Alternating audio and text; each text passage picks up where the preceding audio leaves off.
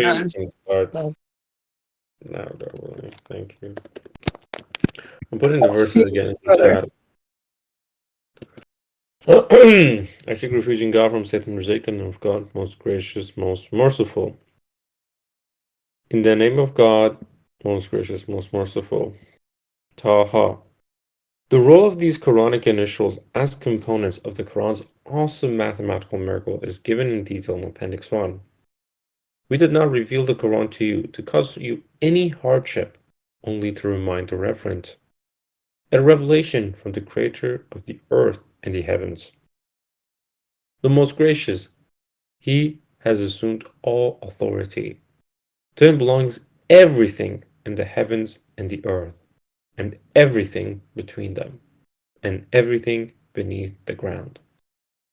Whether you declare your convictions or not, He knows the secret, and what is even more hidden. God, there is no other God besides Him. To Him belong the most beautiful names. Have you noted the history of Moses? When he saw fire, he said to his family, "Stay here. I've seen a fire. Maybe I can bring you some of it, or find some guidance at the fire."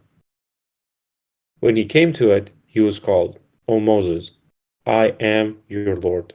Remove your sandals. You are in the sacred valley, Tuwa. I have chosen you, so listen to what is being revealed. I am God. There is no other God beside me. You shall worship me alone and observe the contact prayer, Salat, to remember me." Praise God. I have a comment on verse 14. It's interesting that we see usually the first, I would say like the first commandment, the Shahada, the first pillar of the religion of submission. The first and the foremost aspect of our religion always has to do with worship of God alone. The first proclamation that God makes to Moses says, "I am God," introduces himself, says, "There is no other God beside me. You shall worship me alone and observe the contact prayers, Salah, to remember me." So the first thing God is telling Moses is that there's no other God beside me. This is essentially the Shahada that we have, La ilaha illallah. There's no other God beside God. And then you shall worship Him alone and observe the contact prayers to remember Him. And I think this is a reminder for us that the most important aspect of our religion, the most important aspect of submission, our lives, is to worship God alone. That's the first commandment. And unfortunately, we see this being mixed. For example, you have the Christians say, "In the name of the Father, the Son, the Holy Spirit." They include other entities beside God. Say with the Muslims, they include Muhammad in their first commandment, the first Shahada, first pillar of Islam, that says, "La ilaha illallah wa Muhammad Rasulullah." So this is very important to me that I'm seeing the first thing God is telling Moses is that there's no other God beside him. Not that there's no other God beside him, and Moses, you're a messenger of God. That's ridiculous. Very interesting verse. Praise God. Does anyone else have any comments? Questions? Yeah, I wanted to highlight that. If you look in the Quran, I'm going to put a link to an article, but almost 50 times the Shahada is mentioned, La ilaha illallah. And this has always been the proclamation. It's the proclamation of the Old Testament, the New Testament, even before the creation of humanity. This has always been the case. The more clear cut use of this is in Surah 3, verse 18. It says, "God bears witness, there is no God except He, and so do the angels and those who possess knowledge. Truthfully and equitably, He is the absolute God. There's no God but He, the Almighty, most wise." And it's such a simple, straightforward command. Yet the Muslim masses, they object to this. They're dissatisfied unless you also include the name of Muhammad, the servant of God, in conjunction with the Shahada. And this shows that they're just dissatisfied with the mention of God alone. And this is actually a sign of lack of belief in the hereafter. If you go to Surah 39, verse 45, it says, when God alone is mentioned, the hearts of those who do not believe in the hereafter shrink with aversion. But when others are mentioned, just merely mentioned beside him, they become satisfied. This is a sign if we are on the path of strict monotheism or not. We have to be 100% satisfied with the mention of God alone, not feel the need to include any other entity beside God.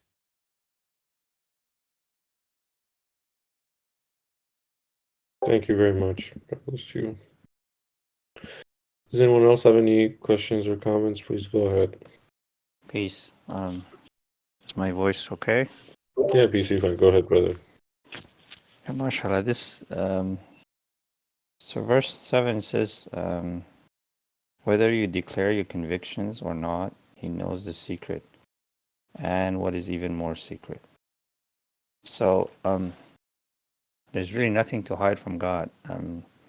And God is really aware of our innermost thoughts. And I heard this from one of the audios, Mission Covenant, that he says he's what's even more hidden is perhaps your thoughts in the future, something that you're going to think about or is going to come to your mind in 2 years or 3 years or in future is also known to God. So God knows what you're thinking now and what you're going to think in tomorrow or the days after. And he knows everything, basically.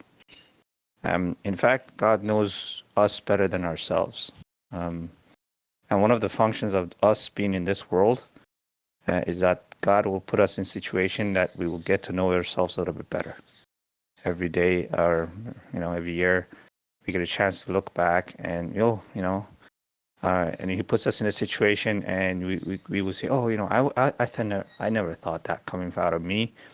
And then you realize that, God will bring it out. And there's another example. God says, God will bring out everything. And this is to our benefit. This is not something that we should try to, avoid or anything. So he knows the secret. He knows what's most hidden.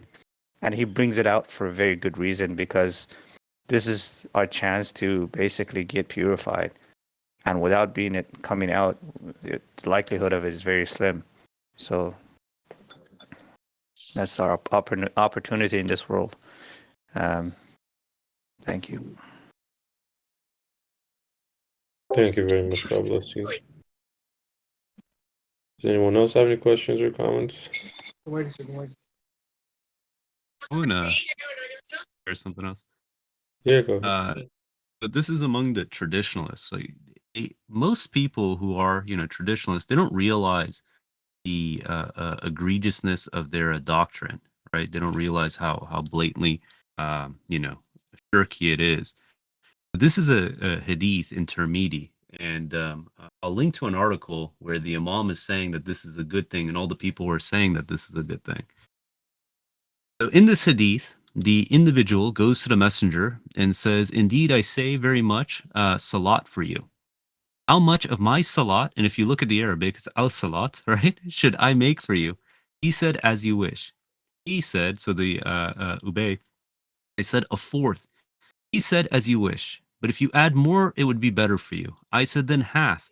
He said, as you wish. And if you add more, it would be better for you.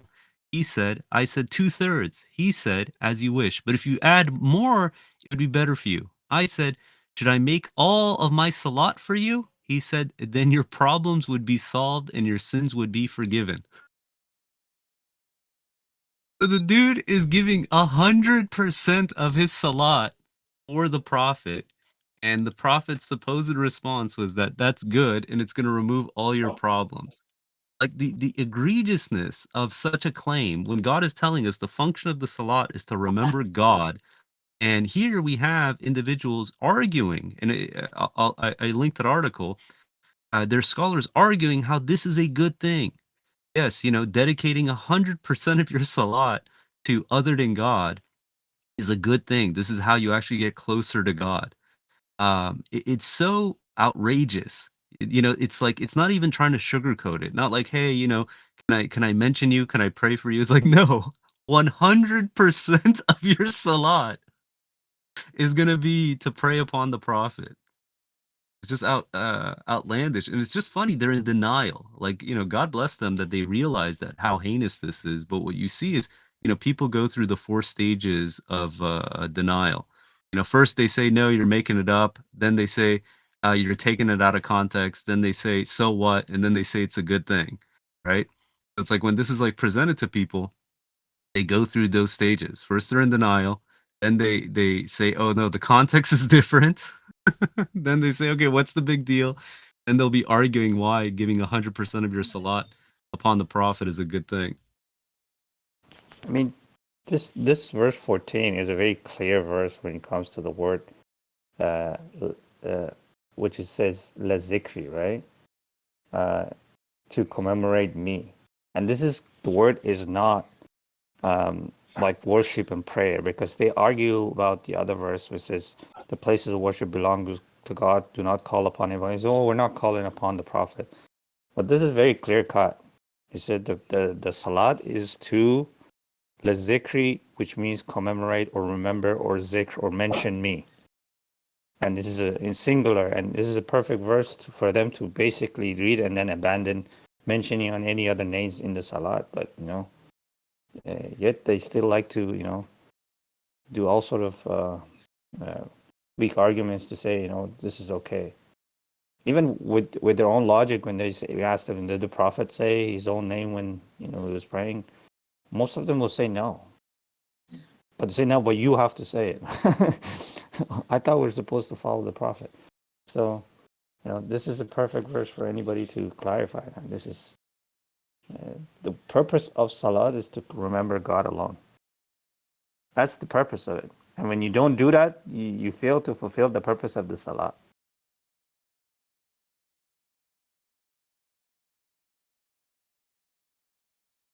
And so someone asked in XS, this is where's the shirk in the hadith? So he thinks that basically dedicating your entire salat to the Prophet, praying upon him, isn't a form of association.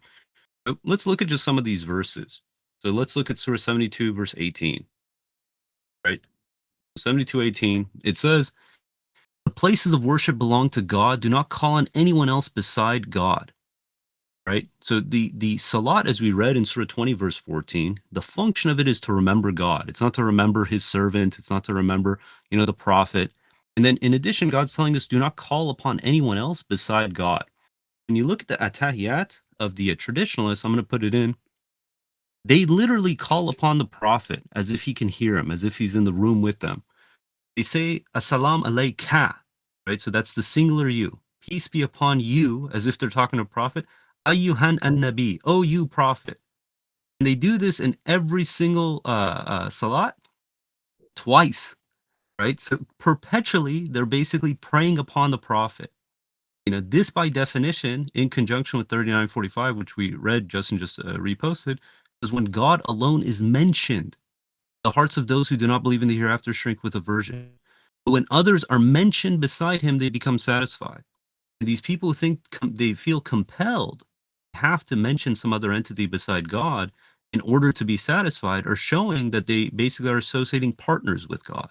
They're not satisfied with the mention of God alone. Can I ask you a question about what you just said? Like you quoted the verse in Surah Al-Jinn, right? What is the meaning of dua in this particular verse? Is it simply to call upon anyone else? How do you restrict the meaning here? Because as an example, if I was to say, "Oh Peter," in Arabic, this is called like calling upon someone or dua. So Yeah. according to you, we should 1 second, Peter. Hold on a second. If you don't provide me with a sound restriction of what's referred to here, okay, then essentially we're gonna end up saying "Oh Peter" is shirk as well. If you could just clarify that. Yeah, sure. If this becomes your dhikr in your salat, where you're constantly saying, oh, Peter, yes, that would be shirk. Okay. Even including calling upon anyone else in your salat is wrong. Now we're No. distinguishing between That wasn't dua my and question. salat. That And I'm putting that in wasn't my question. an article. Let me finish. I'm putting in an article showing all the use cases of dua, right? So if you look at like 1948, this is a good example. Or even, you know what, we'll read 72:18 through 20.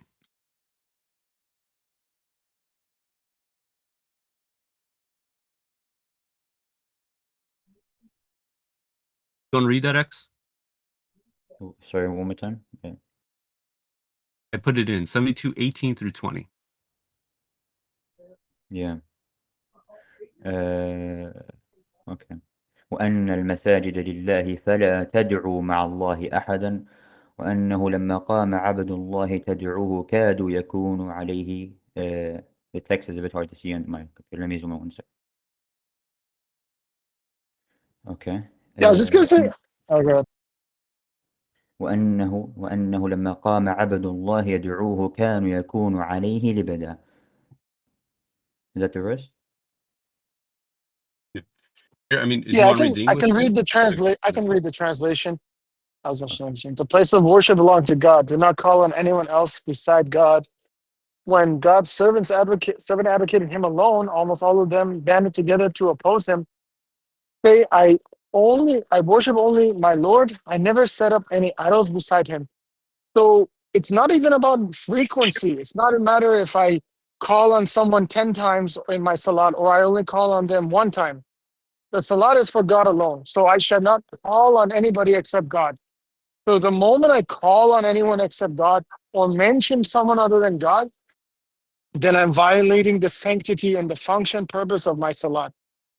So my salat is for God alone. So if I say, Assalamu alaikum, ayyuha nabi, then I'm calling on other than God. It doesn't matter if I believe the angels are going to tell him or whatever intentions I have. It's irrelevant. My prayer is devoted to God alone. And this is exactly the same as the verse we read today, chapter 20, verse 14. God tells Moses that his salat is to worship him alone. To remember, actually it says to remember. So it says to remember me alone. So we are not for doing salat to remember Muhammad or any other person. Okay, can I respond? All right, so this is Can we technically a do Quran this? Yeah, study. we're doing Yeah, Quran so study. Can let's we do it stick with later. the verse? Can Yeah, we so this have is a a Quran. discussion We back can and forth? discuss. Yeah, we can discuss more in the open section of the Quran study, which Yeah. is in 45 minutes, God willing. Yeah, right now let's stick with the verses and what we're going to talk about. Thank you. Yeah, I'm gonna reload the verses just in case anyone missed it. It's Yeah. chapter And this 20. is chapter 20 from the beginning to verse 14, correct? Yeah. Go ahead, Sajid. I had a comment too on verse 2. It says, we did not reveal the Quran to you to cause any hardship, only to remind the reverent. This is something that I've sometimes heard that, oh, the Quran is making our lives difficult. Why don't God just leave us the way it is? I will just live my life and maybe like worship God alone and then go to heaven. People actually made that claim within the Muslim or Yeah, whichever. I know. So I've heard that, usually from people who are irreligious, say that, oh, we don't need the Quran. Why is, your prophet and messengers bringing difficulties and hardship to us? But we have to realize that's not the purpose of the Quran. That's not the purpose of why this was sent down. It says only to remind the reverent. So the way it works is, imagine we're here in this life, it's a test, and the Quran is simply a manual on how to live your life, on what to think, how to go about your connecting with your Lord, how to prepare for the hereafter. It's not here to make your life difficult. It's simply to guide you, it's simply to remind you. And obviously, it's only for the reverent because the ones who are not reverent are not going to accept it, not going to accept this revelation. And at first, some from the outside to people it might seem that, oh, submission is really hard. You have to pray 5 times a day. You have to like abstain from alcohol, sex outside of marriage. You can't lie, you can't do this, you can't eat pork, da da da. But once you're in submission, you realize it's not that difficult, to be honest with you. Yeah, it has to do with discipline, that you have to perform your 5 daily prayers, but there's not a lot of difficulties that I feel. That is, it becomes, very easy for you.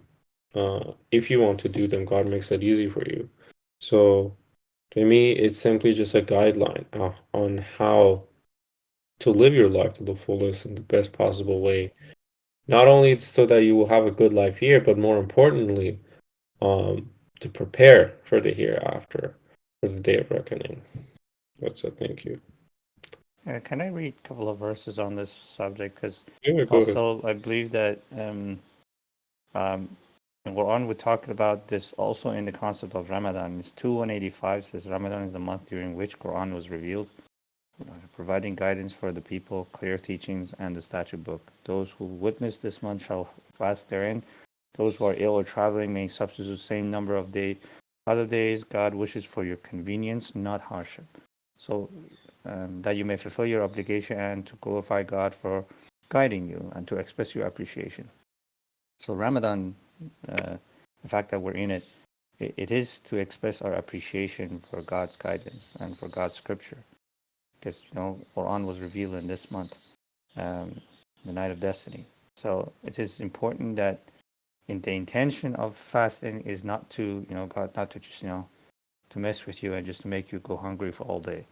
The intention is not the hardship. The intention is the act to purify us and so we can show our appreciation. God is giving us the opportunity to show that we are appreciative of His guidance.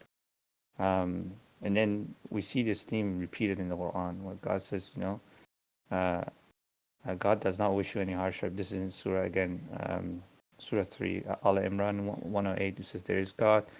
These are God's revelation. We recite them to you truthfully. God does not wish any hardship for the people.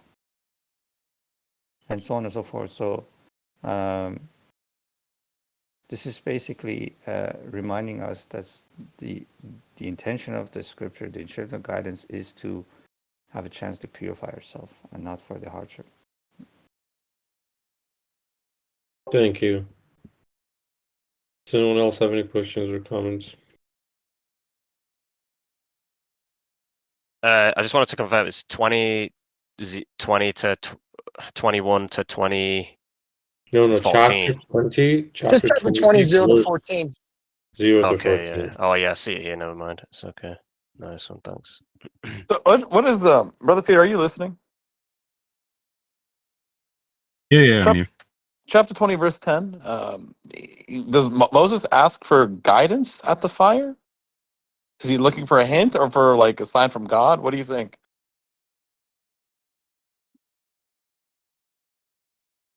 I Here, mean, I can recite it so people can know what I'm talking about. When he saw fire, he said to his family, "Stay here. I have seen a fire.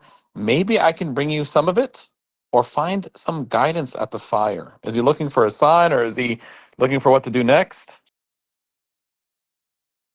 yeah, I mean, to me, I see it as a kind of a, what do you call it? What's the word? Foreshadowing? Clue to something bigger. Yeah, exactly. Like something bigger. It's similar to the place where the two rivers meet, right? He's like, I'm not going to rest until I get there. That he realizes, like, okay, there's some potential significance to this fire, but he was unexpecting to what the how grand it was, what he was about to endeavor on. Um, yeah, I mean, I see it in the sense where it's like you can think of it in the sense of guidance. It's like, oh yeah, hey, where to go? But then the bigger guidance is, what to do with your life. What's your purpose? Praise God.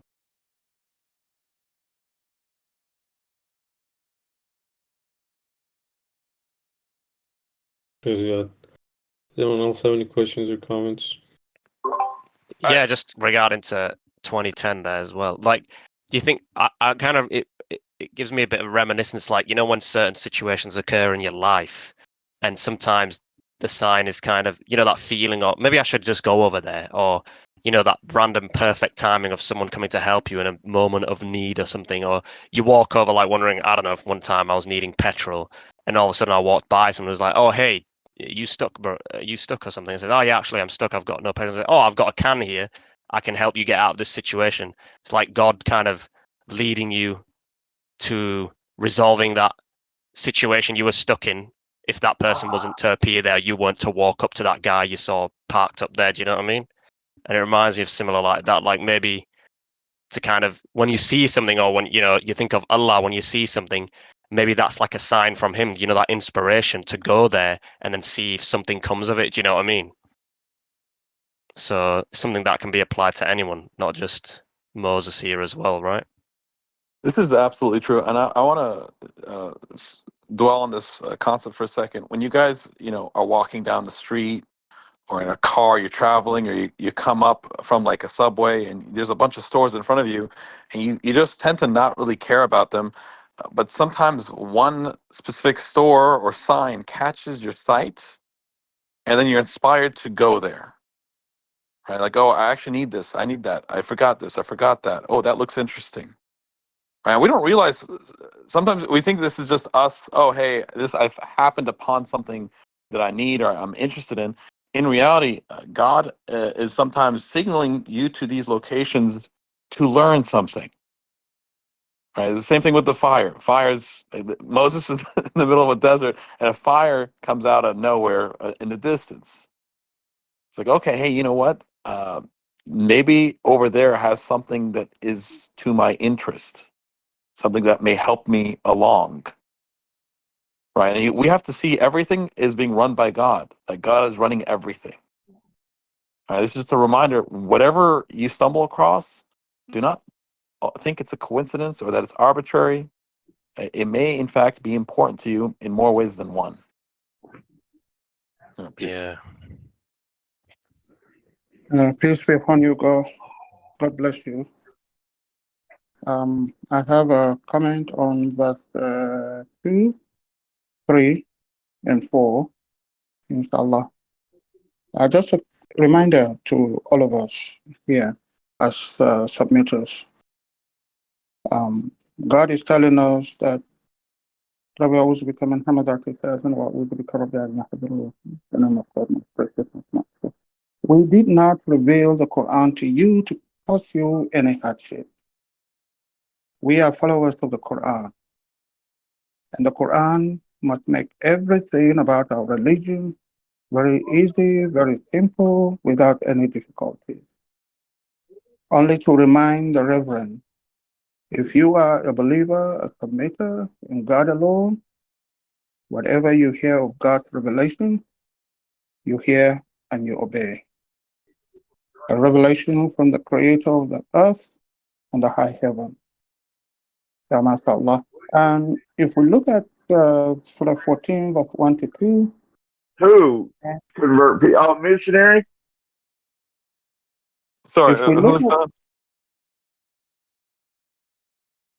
Go ahead, If we brother. look at, thank you. If we look at Surah 14, verse 1 to 2, Surah 54, 17, 22, 32, and 40, we see God, repeatedly telling us that for those who wish to learn, the Quran is made easy.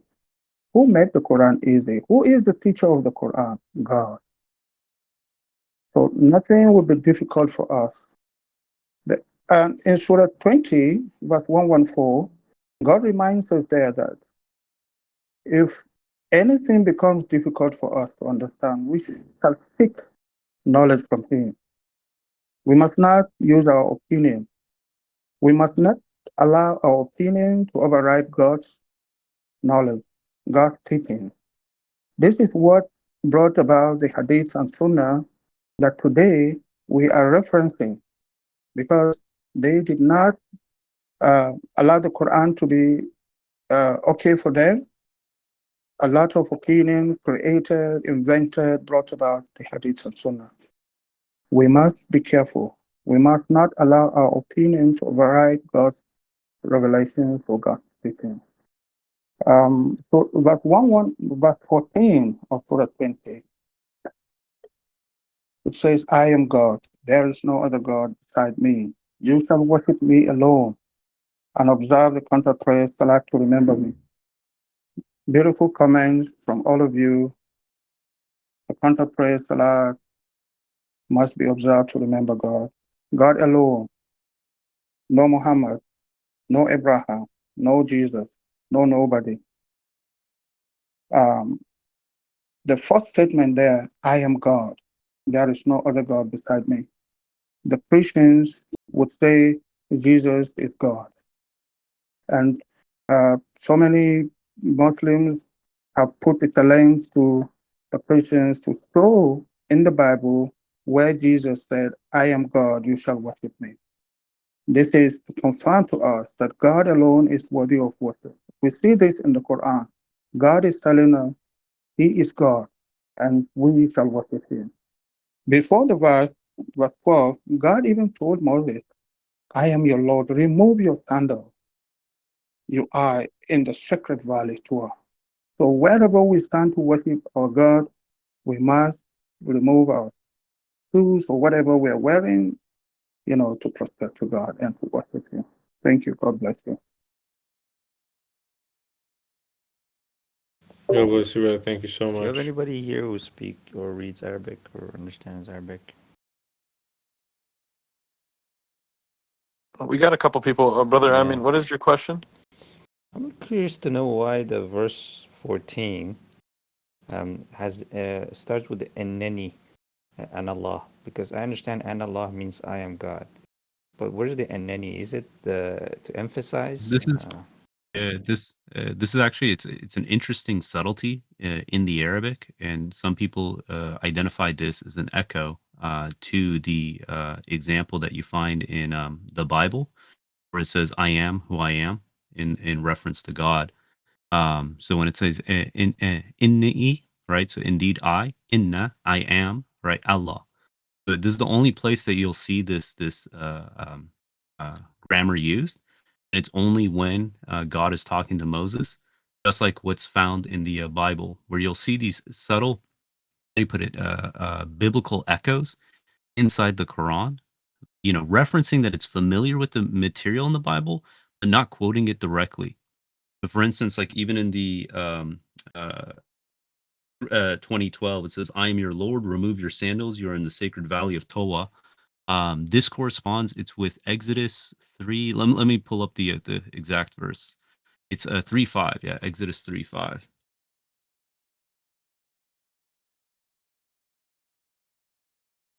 It says, God said, do not come near, remove your sandals from your feet, for the place where you are standing is holy ground.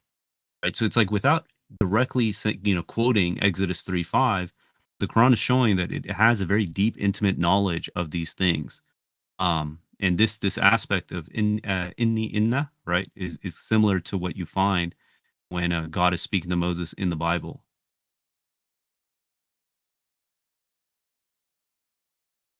Do you think? Can I ask? So this is basically the emphasis. Well, this looks like an emphasis, right? Indeed, or something to that effect. Yeah. Correct. Yeah. Can I ask? What do we know about Moses' status before he talks, or before God talks to him? Like, was he sort of believer? Was he not sure? Because I think the verse implies it sounds to me like God's saying, like, I'm the person you were wondering. He's not just saying I'm God. He's like, I'm that God, or something like that. So, what do we know about that? He was a Jew, as far as I know. So he must have known about the, Yahweh, the God that the children of Israel were worshiping. Yeah, sure, there could have been some corruptions in their religion, but I suppose that at the very least he knew about monotheism. But I don't know exactly what his religion was. Well, don't forget. Oh, God. Good. I'll say it after. I was going to mention that when he was sort of negotiating for his wife, they argued over, or they discussed over 8 or 10 pilgrimages. So my understanding is that the people that he was with were also monotheists of some sort, with their own religious pilgrimages, right? Yeah, for all intents and purposes, they follow the religion of Abraham. Um, we know that he met up with in Midian. It doesn't explicitly say that it's Shweb. Some people believe that his father-in-law was Shweb. God knows. But nevertheless, he was among righteous people.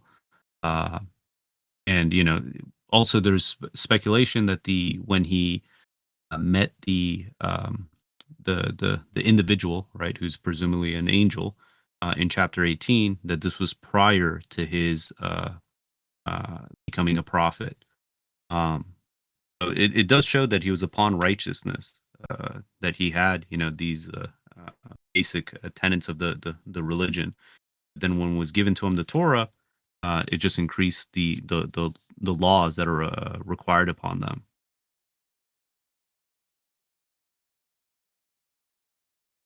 Praise God. Hey, just really quick, I added an article in the 5th example. These are biblical echoes that you find in the Quran, of in connection with Exodus 3. This is, then Moses said to God, if I come to the people of Israel and say to them, the God of your fathers has sent me to you, and they ask me, what is his name? What shall I say to them? God said to Moses, I am who I am, right?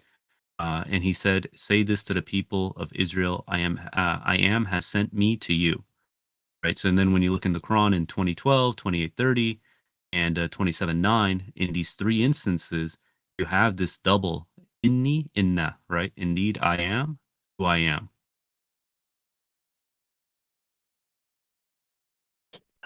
Peace be upon you. I have a question, please. Verse 12:13 shows us that God spoke with Moses directly here.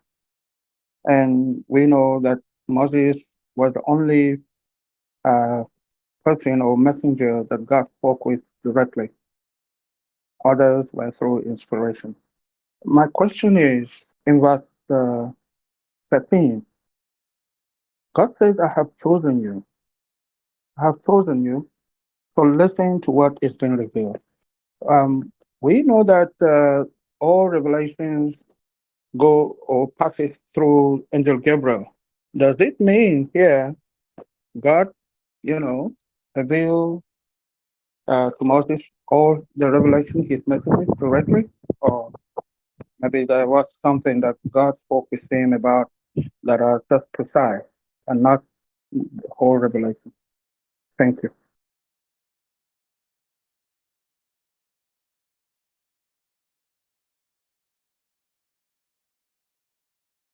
Ibrahim, was the question, do all revelations come from Gabriel? Was that the question?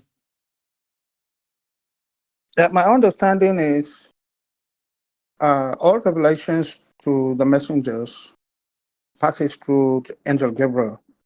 I may be corrected, I may be wrong. But what I'm seeing in verse 13, God said, I have chosen you to listen to what is being revealed. Does it mean that when God spoke with Moses directly, all the, I don't know, the 10 Commandments or whatever revelation, God revealed to Moses directly? That is my question. Thank you. If we go to Surah 42, verse 51, it tells us the different ways that God can communicate. It says, no human being can communicate with God except through one, inspiration, wahi, or from behind a barrier, or by sending a messenger through whom he reveals what he wills. He is most high, most wise. So from my understanding, from behind a barrier would be the mechanism that God spoke to Moses. But yeah, it's not limited just to Angel Gabriel, as far as I understand. Specifically, are you asking if all revelations come through Angel Gabriel? And not just revelations, I don't think any Well, if communication. other stuff. I think the messenger explains that Angel Gabriel is the angel of revelations, and that's the mechanism God chooses to communicate with all the messengers.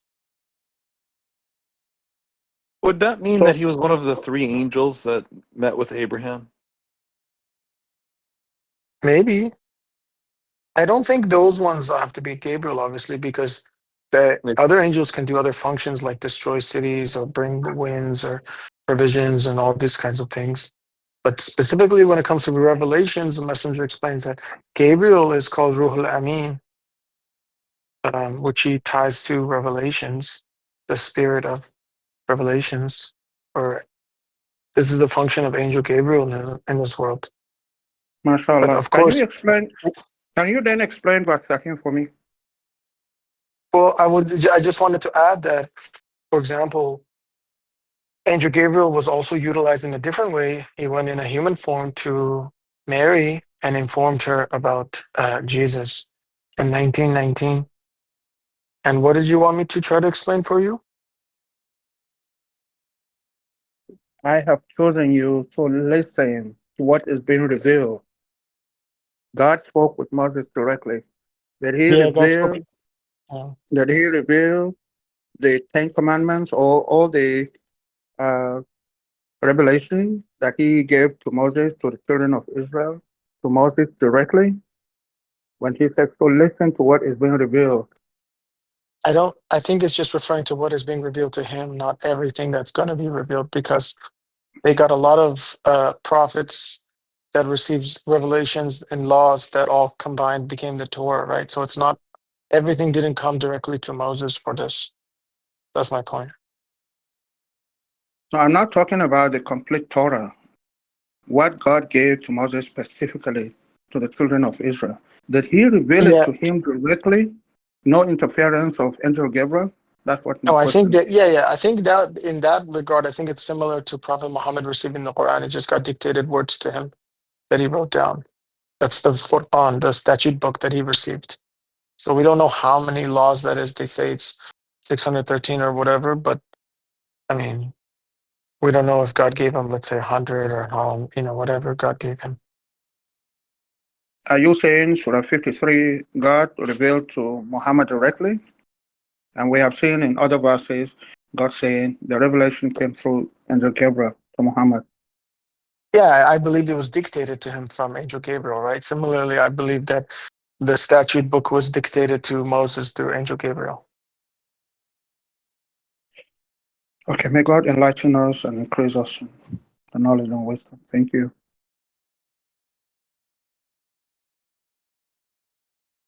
We didn't talk about the surah title and the significance of Taha, if that's okay. In the Quran, we have 29 chapters that have these Quranic initials, and they consist of 14 different sets of initials. And if you count the number of times that these initials occur in their respective set, they always come out to multiples of 19. And what's interesting is Taha.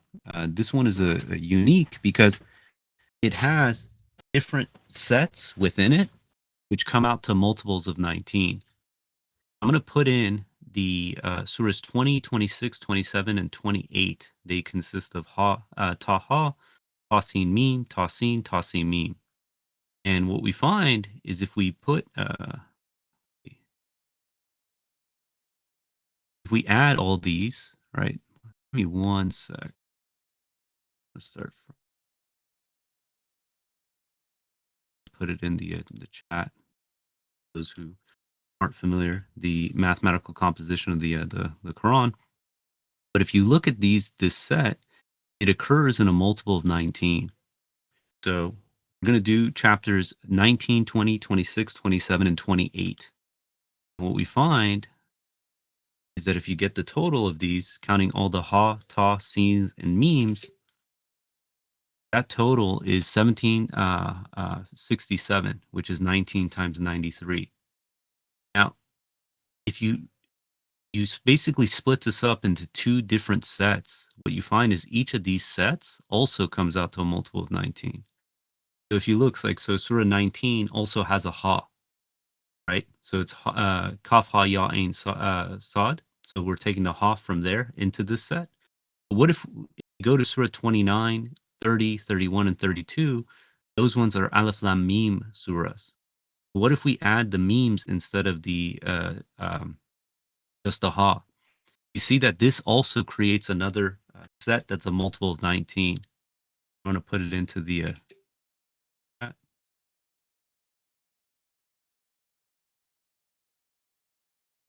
So these are the two sets, right? We're taking the initials, and both of them come out to multiples of 19. So either you're doing the one where you're including ha, or you're including the memes after Surah 28, or the set itself is going to give it a multiple of 19. Brother, I mean, you're like, Yeah, I was gonna say something. Yeah, go ahead. That's interesting. Have you tested this with the other ones? Because I know this is not based on set initials. So because we don't have an initial set as ha, so is it something that you tried with others as well, or you just this one is the one that you found out with? I mean, your mic is really poor, and it's got a Okay, echo. Yeah, I thought it's only me. let me put my headset. Maybe that'll work.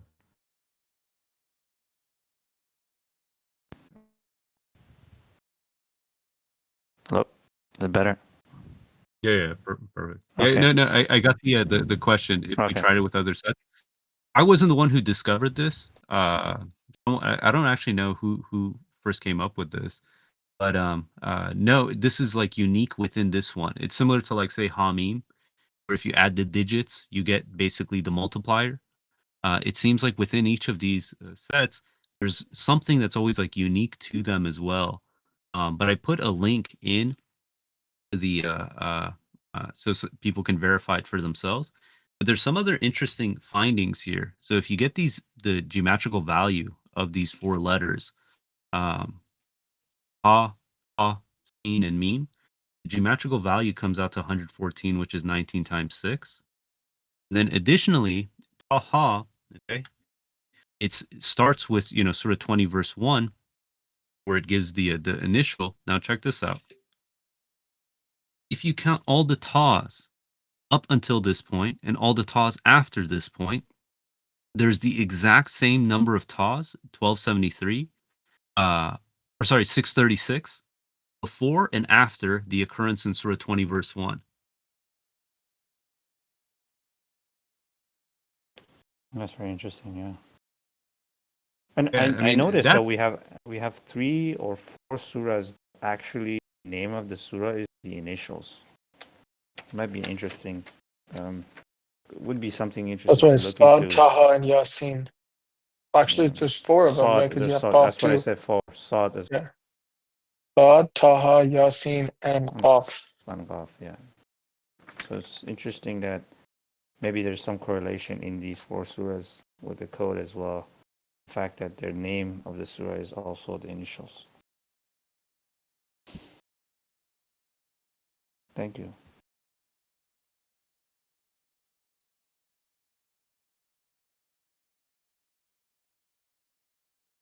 might not be So as cool. So what you Well, just put, what does that mean? 636 occurrences of Taha for Total. the first Okay. 19 chapters. Yeah. I don't think look how awesome this is, right? So if you add all the tas before Taha and all the tas after, right? Surah 20 verse 1 is right in the middle. Okay? So in the Quran, you go from Surah, 1 all the way to Taha in Surah 20 verse 1. Then you count all the tas after 21 to the last verse of Surah 114. There's the same number of tas before and after this occurrence. So you're saying That this total is actually cool. I see. Okay, so then if you add all the tas in the Quran, that's 1273. 1273 is 19 times 67. Is this one of the very rare letters in the Quran? Yeah. Ta is not it's like a Not a Z. commonly used letter. Yeah. Is there more Because than one you're saying- initiated surahs? Yeah, so what he's saying is that from the first, there's only one Ta the first Ta initial surah is 20, yeah, because you also have Tasin Mim. But Taha is 20. He's saying the total number of Tas in the entire Quran is a multiple of 19, and the middle Ta of the whole Quran is 20 verse 1, which has 636 on one side and 636 on the other side. Okay, Praise God. This is news to me. I had seen this graphic, but I didn't pay attention. Thank you so much for explaining this.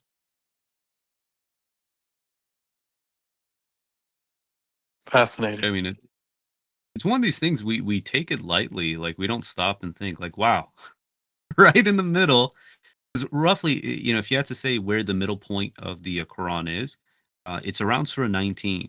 Okay, right in the middle, God has set a divider where half the Quran contains half the Taz, the other half of the Quran contains exactly the other half of the Taz. And that total of Ta in the entire Quran is a multiple of 19.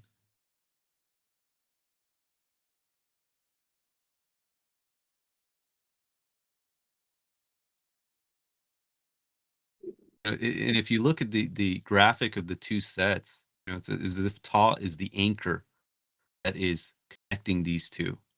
Because in one set, you have basically the Taz to the Ha in Surah 19, and then the other one you have the Taz to the Meme in Surahs 29, 30, 31, and 32.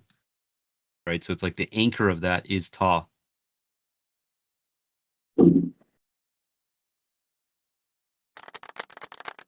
Praise God. The four letters being added to be a geometrical value of 114, was that something our server discovered, or was it known before us? I don't know.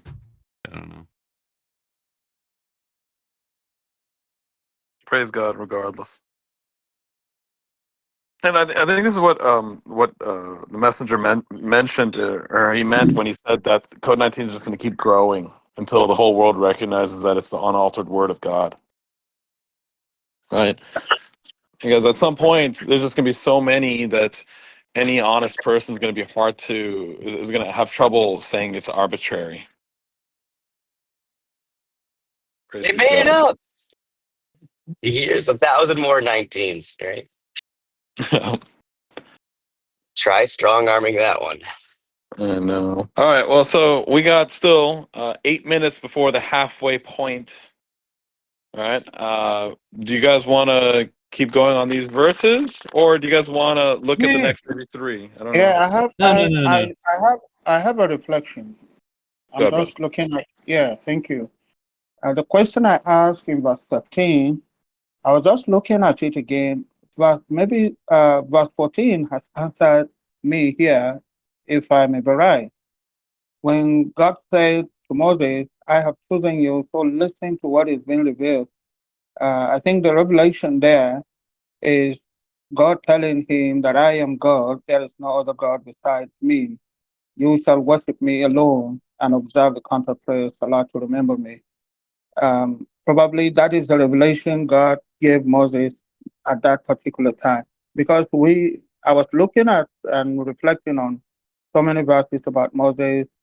I came to understand that Moses was given a book. So this means that whatever commandments given to Moses was in a form of a book, a tablet, or something to deliver to Moses. So that couldn't be the revelation that God, gave Moses when he spoke with him directly. That's what I've been thinking. I may be wrong, I may be right. Thank you. Is it verse 15 and 16? Verse 15, we didn't read them. Also talk about, this is also mentioned about the end of the world almost being hidden. Let's save that for Next time. next week. Yeah, because it's going to be a controversial one. Lot to unpack, right? One thing that's interesting is so it says here in 12 says, I'm your Lord, remove your sandals, you're in the sacred valley of Toa. We associate this with doing our salat, that we're making contact with God, that we remove our shoes. What's funny is the Salafi movement in the 70s, they made it a thing that they advocated for people to wear their shoes when they do salat, because there's hadith that says the Prophet wore shoes in order to be like different than the Jews. Interesting. It reminds me of the Quran. It says these people, they misunderstand everything because for them they think righteousness is mimicry. But if you imitate someone, you become them. So they put their faith, their path on righteousness is how you dress, how you eat, how you sleep, how you use the restroom. Like that's what signifies righteousness, rather than moral character and actions. I have a question. So is it observing Salah has to be without your shoes, or what's the is there a ruling on this? It could be either way. No, Rashad says take off your shoes when you do your salat. Take off your shoes. Okay. Well, Very good. do you guys have a quote for that or a citation? I remember that's the thing is it in the Principles of Contact Prayer or the I don't remember it in there. pamphlet? I don't remember it in the It's booklet one of or those in the statements I video. don't recall. It's not They have the anywhere. worst also now. I've never seen him say that. I haven't They heard have the it worst before. also.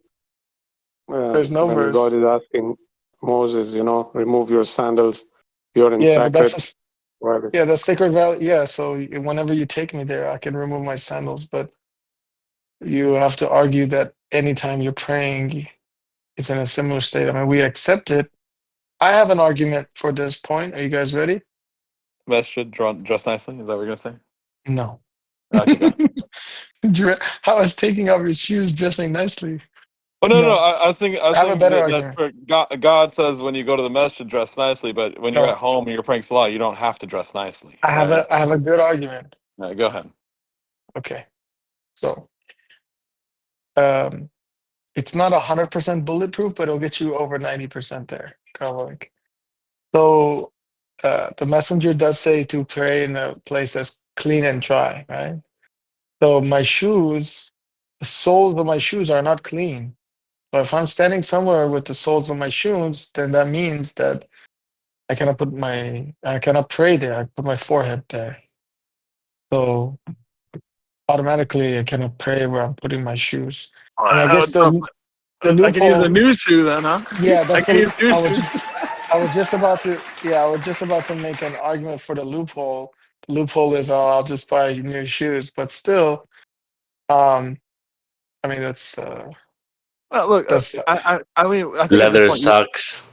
you want to, yeah, you can also have socks, but I think it's the spirit of the prayer this way. We're not trying to innovate something. Like God says, if while you're walking or riding, you can pray in unusual circumstances, right? So in those situations, you're gonna have your shoes on sometimes, right? So it's not like the shoes invalidate your salah, but if you're stationary, you can find a nice clean place, take off your shoes. I think that's what is expected of you, right?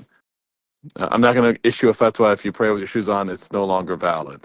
I don't think I don't think I don't think I can say that unless someone has a clear statement from Rashad that says take your shoes off.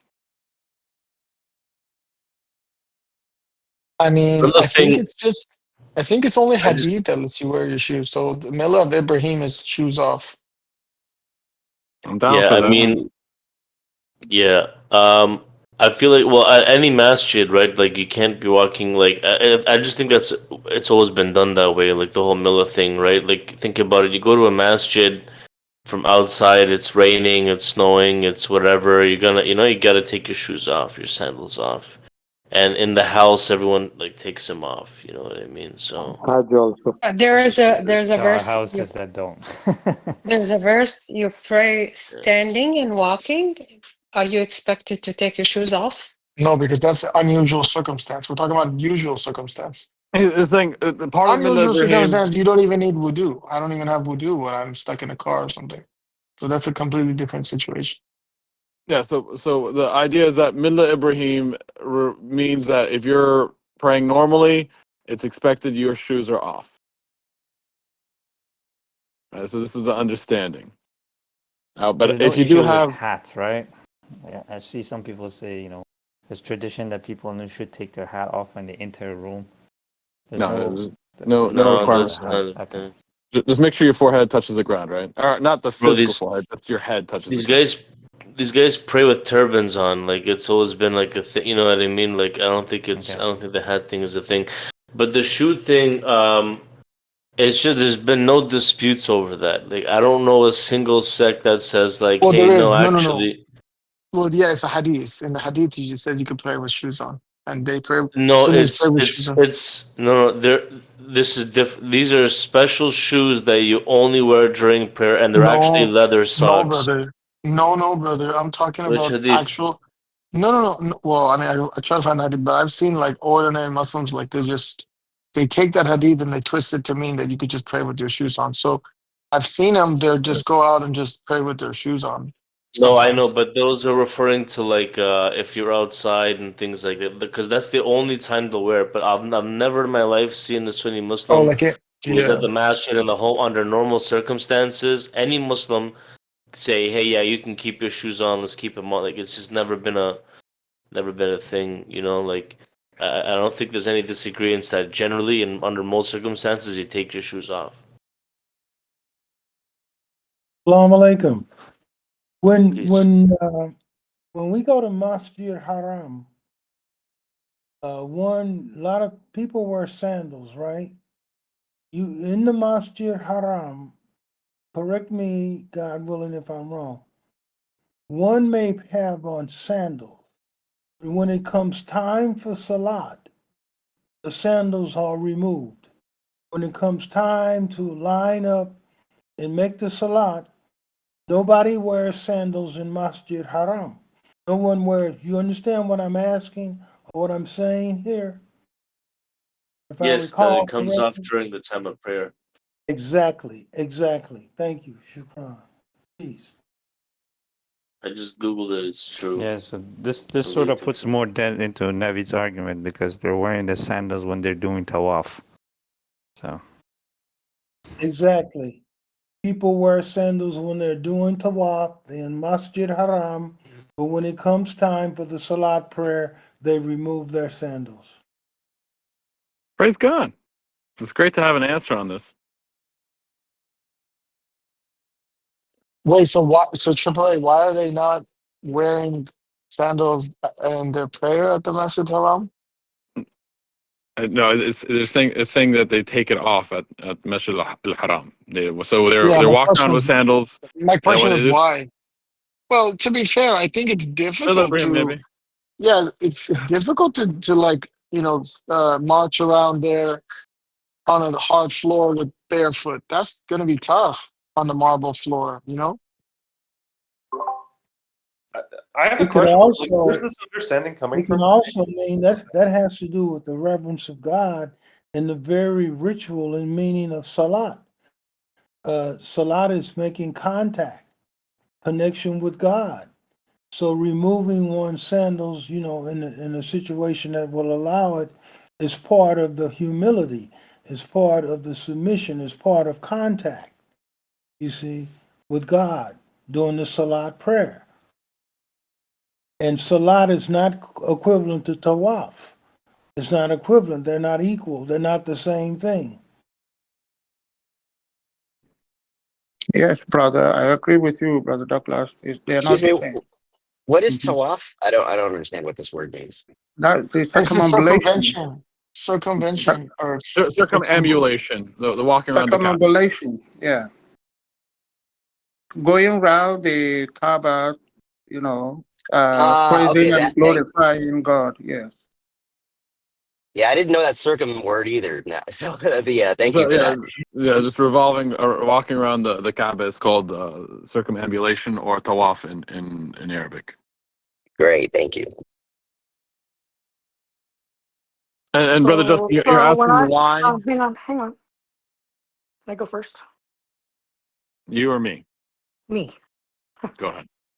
So when I did my Hajj, when we were walking around the Tawaf or whatever that's called, when you were walking into the masjid, it was kind of known that you were supposed to take off your shoes. Some people don't.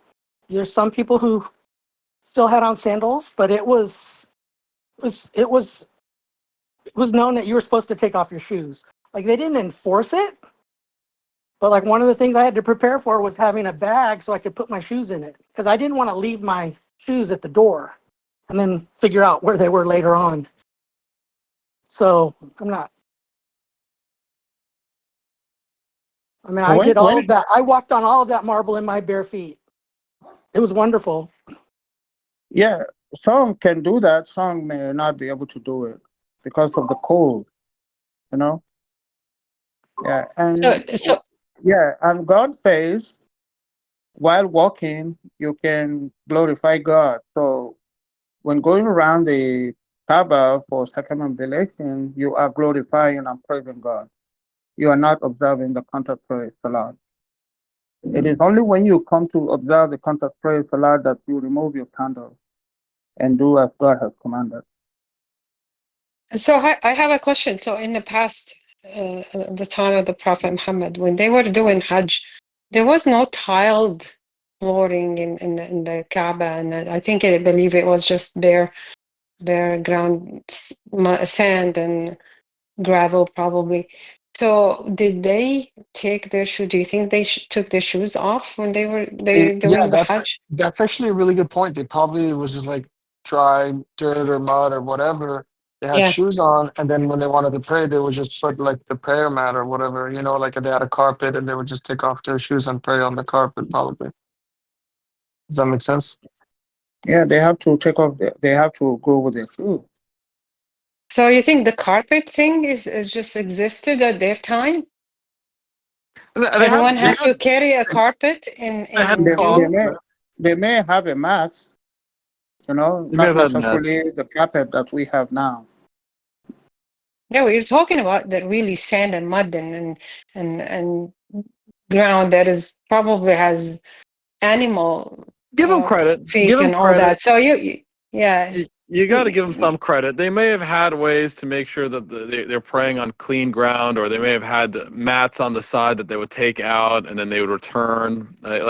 We can't expect them to like that at that time, that if they're outside the house everything is dirt, right? Maybe So they had some form. this is They are actually just an assumption, and there's no affirmation in this thing. They are productive. It could really, yeah. They are productive human beings. They make masks with grasses, with a lot of things. Even with the skins of animals, they have carpets. They use that for carpets. So it doesn't necessarily have to be what we have today in this modern era. But they use the skins of animals, like the sheep or rams that they have after slaughtering them. They make their skins to be carpets. I don't know if you don't have them there in the US or in Europe, but in Nigeria here, we use the animal skin to, as the carpet that we pray with. We have in museum from 14th century too, prayer carpet, but maybe old. Okay.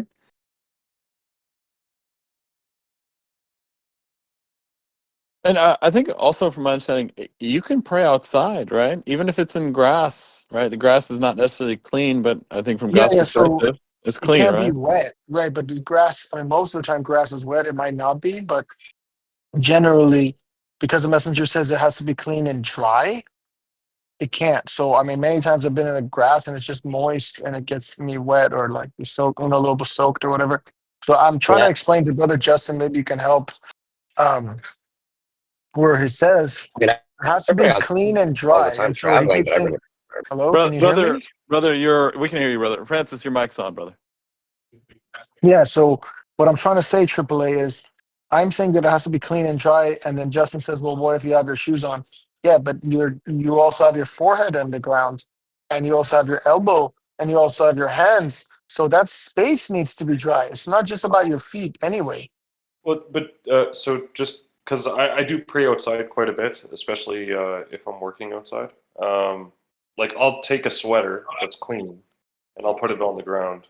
Where's my Okay, feet? so Like, now you're making a whole prayer mat.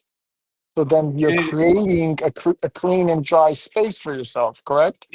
True, but like I still have my shoes on because like if I don't, it'll be muddy. So I bring a prayer rug and I take off my shoes because I Yeah, have to do it all outside all the time and travel. And yeah, I take that's what off I the would prayer do. rug, put down, take shoes off, all the stuff. Yes.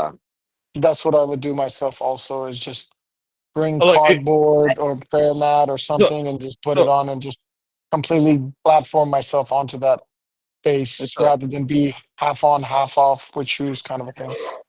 look, But if wait, you're in unusual I'm circumstances, you're in unusual circumstances. The question is, in an ideal, perfect environment, Well, are you AAA, supposed if to take you're the in shoes off? unusual, hold on, but if you're in unusual circumstances, you don't even need to have a prayer mat or anything. Just do it in I the know that. car, you know what I mean? So Or brother do it Justin was walking or saying it. standing.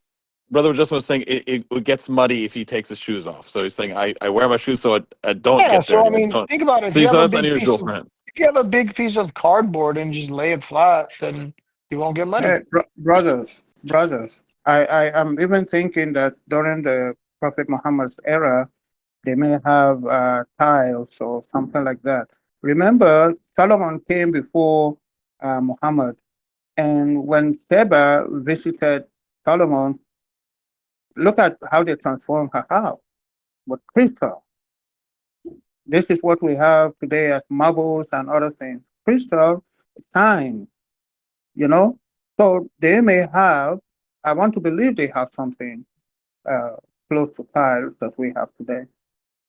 So it doesn't have to be bare mouth or bare ground with muddy, sandy, and whatever that we are thinking today. Peace. This is, I like to, if I can, God willing, take us back to the essential focus of what we're talking about. And I mean this rhetorically.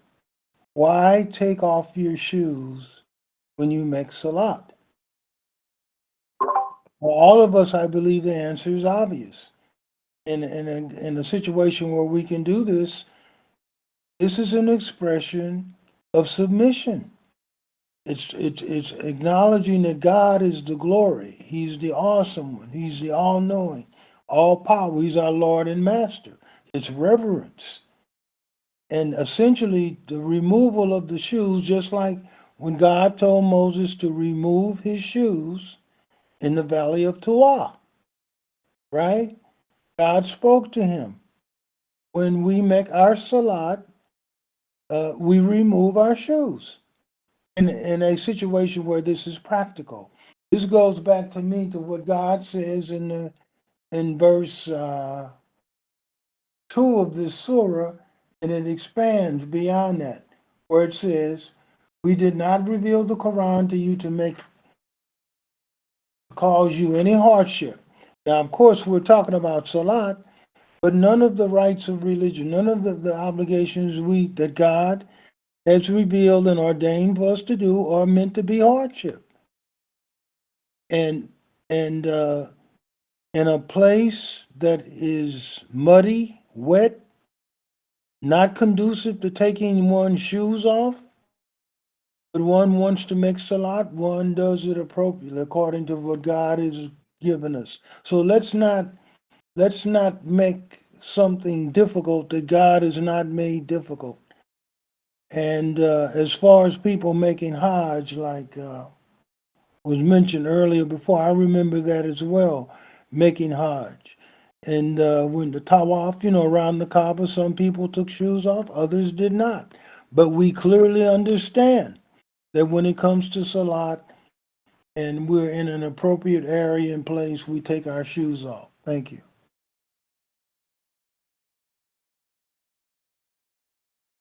So brother Praise is God. brother is the lesson is that if we can take the shoes off, and if we can't, don't sweat it. Exactly. And God Praise knows God. best. And we God have to doesn't. be sincere in our hearts. Right. Look, AAA, I like this when I'm approach. driving and it's rainy outside, I just do my prayer in the car. Brother, even when it's not rainy outside, sometimes I just do the prayer in the car. I mean, it's not always convenient to pause the car on the side of the road, and then even if the side of the road is dry, it could be just not a fitting location. I might just do with a prayer in the car while I'm riding. And I was I'd thinking about say that. as someone who moves around a lot, like in a lot of unusual circumstances, I've found keeping a moving blanket in the car, having a small container of water at all times, and like just like some of the outside of the prayer rug and all that, and just like wearing a shawl as made a lot of these decisions extremely easy, and because there's almost always like a park or something like that, or and those small cheap items have come in handy very, very, very often. I have a question. So, like in a congregational prayer, the women are supposed to be in the back of the men. Obviously, it's inappropriate for the women to be in front of the men. So it made me wonder, like, then that must mean that there's got to be an appropriate area for, like, if I wanted to pray, I had to pray outside. Or I'm not in a regular normal place where I would pray, so like let's say my option is outside. Should I not pray outside of my car in a public area? So just feel free to I know what you're saying. Basically, since women are told to pray behind the men because they're dignified, and we shouldn't really be putting them in front of men who etc. You're worried that praying outside may be not in the spirit of that because others may see you and so on. So there's two ways. First off, have trust in God; He'll protect you. Right? Again, we can't just avoid praying because people might be checking us out. But two, you can also see if you can find an area where your back is to a wall. Right? If you can't, then just pray and have trust in God that He's protecting you. Okay. I think that's the best way to go about it. If anyone has a different opinion, please share. Peace be upon you guys. Peace be upon you, sister. So,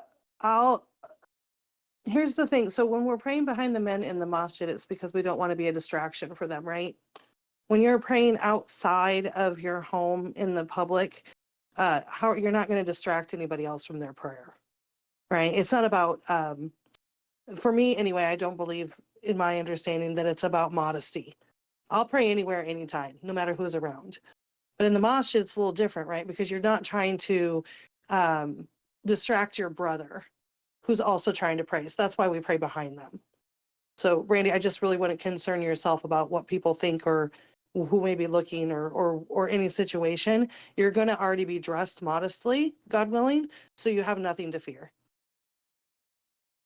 I think chapter 33, verse 59 is handy here as well, right? So that they perceive you to be virtuous. People often look away from nuns on purpose because they're like, okay, she's a woman of God. Don't be impolite to her, right? So there's that as well. It's not the same thing, but I'd say every time that I went in a essentially like awkward situation to pray in public, God does stuff to like clear rooms, or like people do have a tendency to just kind of like not mess with you unless. Praise God. I think that's also God helping out, right? I think we've reached the halfway point, right? Brother Naveed, Brother Sajjad, Brother Peter, we're at the halfway point. Is that correct? We're past the halfway point. It's time for announcements. It is everyone's favorite part of the Quran study. No, it's not. It's not everyone's favorite part of the Quran study. All right, this is time for the announcements. Brother Peter, is there anything you'd like to share with the public? Call on me. I published a new video. I'll put the link. Basically, showing that the people from the first 200 years. So you have different madhabs in the Sunni Islam. The oldest one that's still in existence is Abu Hanifa, the Hanafis. And what's funny is during his time, he basically put almost no emphasis on hadith. This was the big critique against him. So if you look at like Bukhari, Imam Malik, Ibn Ahmad Ibn Hanbal, they basically criticized him because he didn't take from hadith, even though it was in circulation. So you have all these narratives from the first 200 years after he died around the year 150, 767 in a Common Era, till about the 10th century, everyone said that he's outside of the fold of Sunni Islam. Then, come the 10th century and on, they basically rebrand him as a devout, basically adherent of Sunni orthodoxy. And the reason they did this is because there were so many, millions of his followers, basically make them outside of the fold. Oh, wrong video. Yeah, they put him outside of the fold would be, absolutely catastrophic to their narrative, because they want to say that, look, all the scholars, all of them adhere to hadith. They basically rebranded him as Sunni, and then they start ascribing all these musnads to him and writings to him, showing that, oh no, he was a real, stickler for hadith, which is just really funny. So that's what the video is about. That basically this the perception of Abu Hanifa to his rebranding as a Orthodox Sunni Muslim. Wait, so they took false writings and gave it to an author? That's wow. Sounds like Christianity. Wow. So, brother, I can't find the video inside your Yeah. article. I forgot to link to it. I'm adding it right now. Give me a sec. While I Harry was doing Potter, that, written by Tolkien. I did have an announcement. We have a new update on the submission app, and we also have a new translation of the Quran. We now have the German translation of the Quran in English in the submission app. I put it in VC1-chat, and now we have translations Quran in study English. Sunday اليوم. Excuse me? Let's try if your mic is on.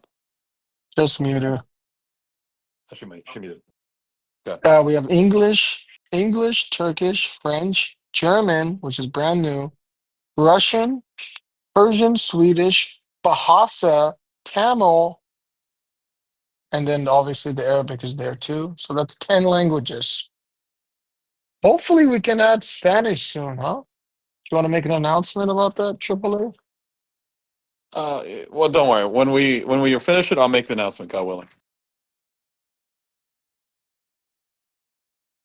God willing. All right. Just do you do you have to update the app to get it? Because when I go to the app store, there's no update for submission. Yeah, try it. Try it on the link I put it in the chat, and then see if you get it, and see if you get German. If you got German, then it was updated in the last week or less than a week. Man, I need to change my phone now to iOS. Yeah, this is too good to miss it. Do we not have a port to the Android yet? We might need to work on that as well. Yeah, you will. How about this? God willing. Let's set up a meeting between you, me, and SAR, and we can get working on the Android version. That would be a big market to tap into. Praise God. All right. I do have an announcement. I am having another cross study in an hour and 8 minutes, God willing. We're going to go over chapter 33. Just funny story. I forgot it was Sunday, and I was about to put the Quran study that I'm holding. I was about to put it at like 1 o'clock or 12:30, the same time that we had the Grand Quran study. And then for some reason, I changed my mind. I decided, you know what? Let me do 3 o'clock. All right. So God saved me that embarrassment. MashaAllah. If you would have made it a little bit earlier, the Middle Eastern submitters also could have joined. Like, we are not many, but Praise God, though. So yeah, please, I'll put a link to it right now. I'm not used to putting a link to my own events. Let me find it. so Found it. maybe God willing, you can reconsider the timing in the near future. Praise God. It was the spur of the moment. Why does it look weird? Oh, it just looks like a little small block. Anyone know why? Like, where's the description? Oh, fine. I'll just ask Naveed later about it. No, it looks fine on my end. What are you asking me, AAA? I think Do you on guys see the mobile description? it's truncated. Yeah, it's Excuse me? truncated. What's truncated? My event, my little event. God bless you, brother. You're a popular guy. You already have 8 people signed up for your event. Congratulations. Oh, praise God. I have Hey, an your event announcement looks as That's well. not fine. even What's your wrong end. with it? On my end, it seems fine. Okay, that's Looks fine. fine. Okay. I guess I'm not used to having events. All right. Anyone have any more Yeah, announcements? Go ahead, peace brother. be upon you. I do have one. God bless. So I hopefully will create an event in the events before the end of Ramadan. just want to share a new a discovery, a code-related discovery, code 19. I've been working on it, and I'm on the final stage of it, just to confirm everything is in accordance to what, and then I will put it out for everybody to look at and make sure this is correct. Inshallah, I'll create an event. It'll be a very short presentation, maybe about 5-10 minutes max, and God willing, I'll put it in a time that is convenient. Maybe Sunday would work. Inshallah. What's the event about, brother? And I would call it a new code 19 discovery. Oh, I see. Fascinating. I will, God willing, definitely be there. So once I put the event time and date, I'll buzz you guys. It's there. Peace be upon you all. I just saw a post made by Taiwood saying that this month is not the month of Ramadan. I don't know where he gets this confusion from. What do you have to say about it? Oh, this is a Quranist ideology. AAA, you want to explain it, please do so. Okay, so okay, so for people who do not know, Taiwood was formerly a submitter. He formerly believed Rashad was a messenger of God. I think he still believes in Code 19, but he's long since renounced it, the submission and the messenger of the covenant. And he is, I'll be honest, he's a classic Quranist, but now he's getting everything wrong. So, with regards to let's go specifically with this month of Ramadan. If you read the whole Quran, you'll never find where like a description from God on what is the month of Ramadan. When is it? Like how to obtain it, right? We know from the preserved practice of Millah Ibrahim that Ramadan is the 9th month of the lunar calendar. Just the 9th month. We have to take it as it is because God did not feel the need to define it any further than he had already defined it.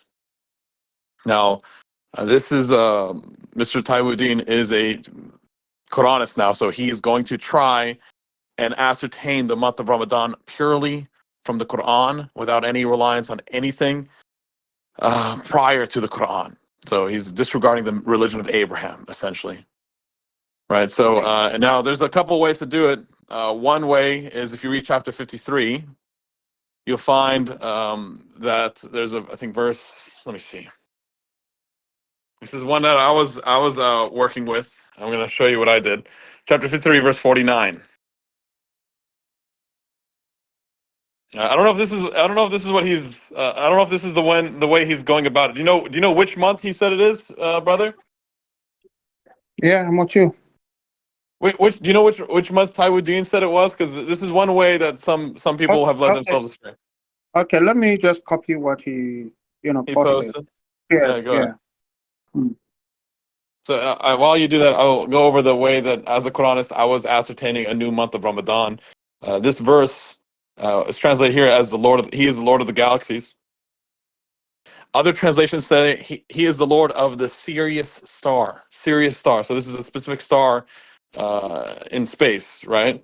That for a small period of time every year can be seen during the daylight hours. Right? This time period is around, I don't know, 40, 50 days. Or maybe 37 days, like something like that. Right? And I was working with the theory is that this is that time period of the Sirius star appearing during the daylight hours, that this is the period of Ramadan. Like, again, this is with working under the assumption that I have to get the religious rites, the monastic of the religion, completely from the Quran, rather than they are predefined before the Quran was revealed. All right, lunar only or lunisolar calendar. Indeed, it is an extreme act of disbelief to manipulate the postponement of months as a contrivance, a practice that leads the masses astray as they declare a month sacred in one year and non-sacred in another, creating a delusive structure that legitimizes what God has forbidden and forbids what God has legitimized. And they take pleasure in this corrupt practice. Thus, God does not guide a people immersed in disbelief. This verse addresses the manipulation of sacred time through the practice of nasi, a deceitful intercalation that allowed pre-Islamic Arabs to arbitrarily shift sacred months for their own benefit. Contrary to the widespread assumption that this verse outlaws all forms of intercalation, a close examination reveals that the Quran condemns only the dishonest exploitation of the calendar, not the structural concept of intercalation itself. Okay, so basically, I'm going to summarize a little bit. Historically, the Arabs of pre-Islam, before Muhammad's time, they are said to have had a system where every 3 lunar years they added a month. So every third year has 13 months. This is so that the lunar calendar would be aligned with the solar calendar, essentially, because you shift by 10 days every year. After 3 years, that's 30 days. So they add that month in to put the calendar back in line with the solar calendar. Right? This is what is supposedly said of historical records. And I don't even know if this is like a consistent belief, right? Or a widespread belief. This could also just be some of the Arabs, right? The Quran's guidance on chronometry is functional, not theological. It is a framework for humanity to develop an effective and logical system of timekeeping, not an imposition of arbitrary ritualism. Thus, the rigid adherence to a dysfunctional lunar system is not only an error of religious interpretation, but an affront to the very reasoning that the Quran encourages. Let's see. Okay, so he's basically arguing that the Ramadan should not be shifting by 10 days every year. Hey, AAA, just before I forget, I have to mute myself, but can you remember to announce the Basmala video? It's very popular and it's very important. Brother, can you post it? Oh, is this It's already Saeed's posted. video? Saeed's It's video. already posted. Yeah, I see it. Saeed's video. Okay, I get it. The Bismillah video. I'm going to copy and paste it again. I'm going to have to actually watch this video as well. So the Bismillah, evidence of God's design, for those who don't know, that even the word, the Bismillah in the Quran is structured with around the number 19 in many different ways. All right, so I highly advise watching this video. I just posted it again. Brother Saeed posted it first. God bless him. Please look at it, share it with the people. We need to start spreading this code, this miracle from God. All right, until the whole world recognizes the Quran as the word of God, we got to keep striving. All right. Every person you share, think of it as like one of those chain letters that they used to send. Oh, send this to 10 people and you'll get your wildest dreams. Well, think of this as the actual thing. Keep sending every time you send this to a person. That's credit to your name, and God gives a great recompense. Praise God. Let's see. But yeah, with the whole Taiwudun thing, he's basically saying that, hey, we need to insert that month again, and it's not by inserting that month, it does not make any problems with God. But God himself has already said that there's only 12 months in a year. So he's trying to say that we need to start inserting that 13th month every 3 years, and that Ramadan should not be moving around every year by 10 days. So Also, we need to the submitters here need to write an article to counter such an argument, right? If we can do brother, that, it will help a lot. Yeah. There's a simple verse. The verse says, according to God, the year has only 12 months. Yeah. This is the verse that stopped me from doing what he's doing when I was a Quranist. Right? I was like, okay, I don't see how I can insert this 13th month in the third year without breaking this verse. And I was like, oh, maybe I could just pretend it doesn't count as part of the year, you know? Hmm. Yeah, so it's just a simple verse. According to God, there's only 12 months in a year. That's right. This stops him. That stops his whole idea. So you can, brother, and you can disregard him. There's a lot of people who are writing the same thing that he's writing. Go ahead, brother. Whoever was speaking just now. Me, please. So this intercalation stuff is obviously a practice when they needed the sacred months to suit them, right? So they would manipulate the months to allow, trade or whatever treaties to carry on. But they've done that deliberately now in the calendar, right? The Sunnis have deliberately manipulated the calendar to say the sacred months are these non-contiguous months from 11, 12, 1, and 7, I believe, when it should actually be 12, 1, 2, 3. So they've already done that manipulation anyway. And the truth of the matter is the observation of the moon has always been preserved, right? The rotation of the moon all the way around the Earth, one orbit, is 1 month. And so it's a coincidence that this happens to nearly align with the entire orbit of the Earth around the sun. Obviously, it's offset by 10 to 11 days. Why would you need to reset that? They're two different systems with two calculated purposes. For us, they both apply, per the verse, 300 increased by 9. So if you observe the moon 1,000 years ago, 2,000 years ago, every 12 rotations is a new year, right? If God would preserve the entire Quran, God would preserve this system. The people that try to manipulate those months by adding an extra month, by shifting it or whatever, that's man-made. There's no reason to modify the lunar month to match the solar month. There's no reason to do that. The same way that the argument they're making about the reason is that they couldn't use this for agriculture because things shifting around. They couldn't figure out where the harvest, but they had the solar months, the solar calendar as well to use. So I don't understand why would this argument that this calendar shift is not useful for the agricultural purposes. They wanted to align both calendars. That was the goal. Like, oh, hey, I want the sun to be aligned with the moon, right? I want to have the calendar work for both. Right, and also I agree with Brother Saeed. It's this desire gave them a month to maybe manipulate their own calendar for the purpose of harvest or trade, and so the sacred months would be shifted around. So I do agree with Brother Saeed on this. Go ahead. Didn't God already condemn this manipulation of the calendar in the verse 937, which he referred to it as a nasi? Yes, and this is what we're saying, that God condemns this in the Quran, right? But later on, the Muslims they directly messed with the months in the calendar and kept it this way, right? So now so despite that God actually condemned it, they still continued to practice it that way. No. This is talking about not the extra month, not the extra month. So they added an extra month every 3 years.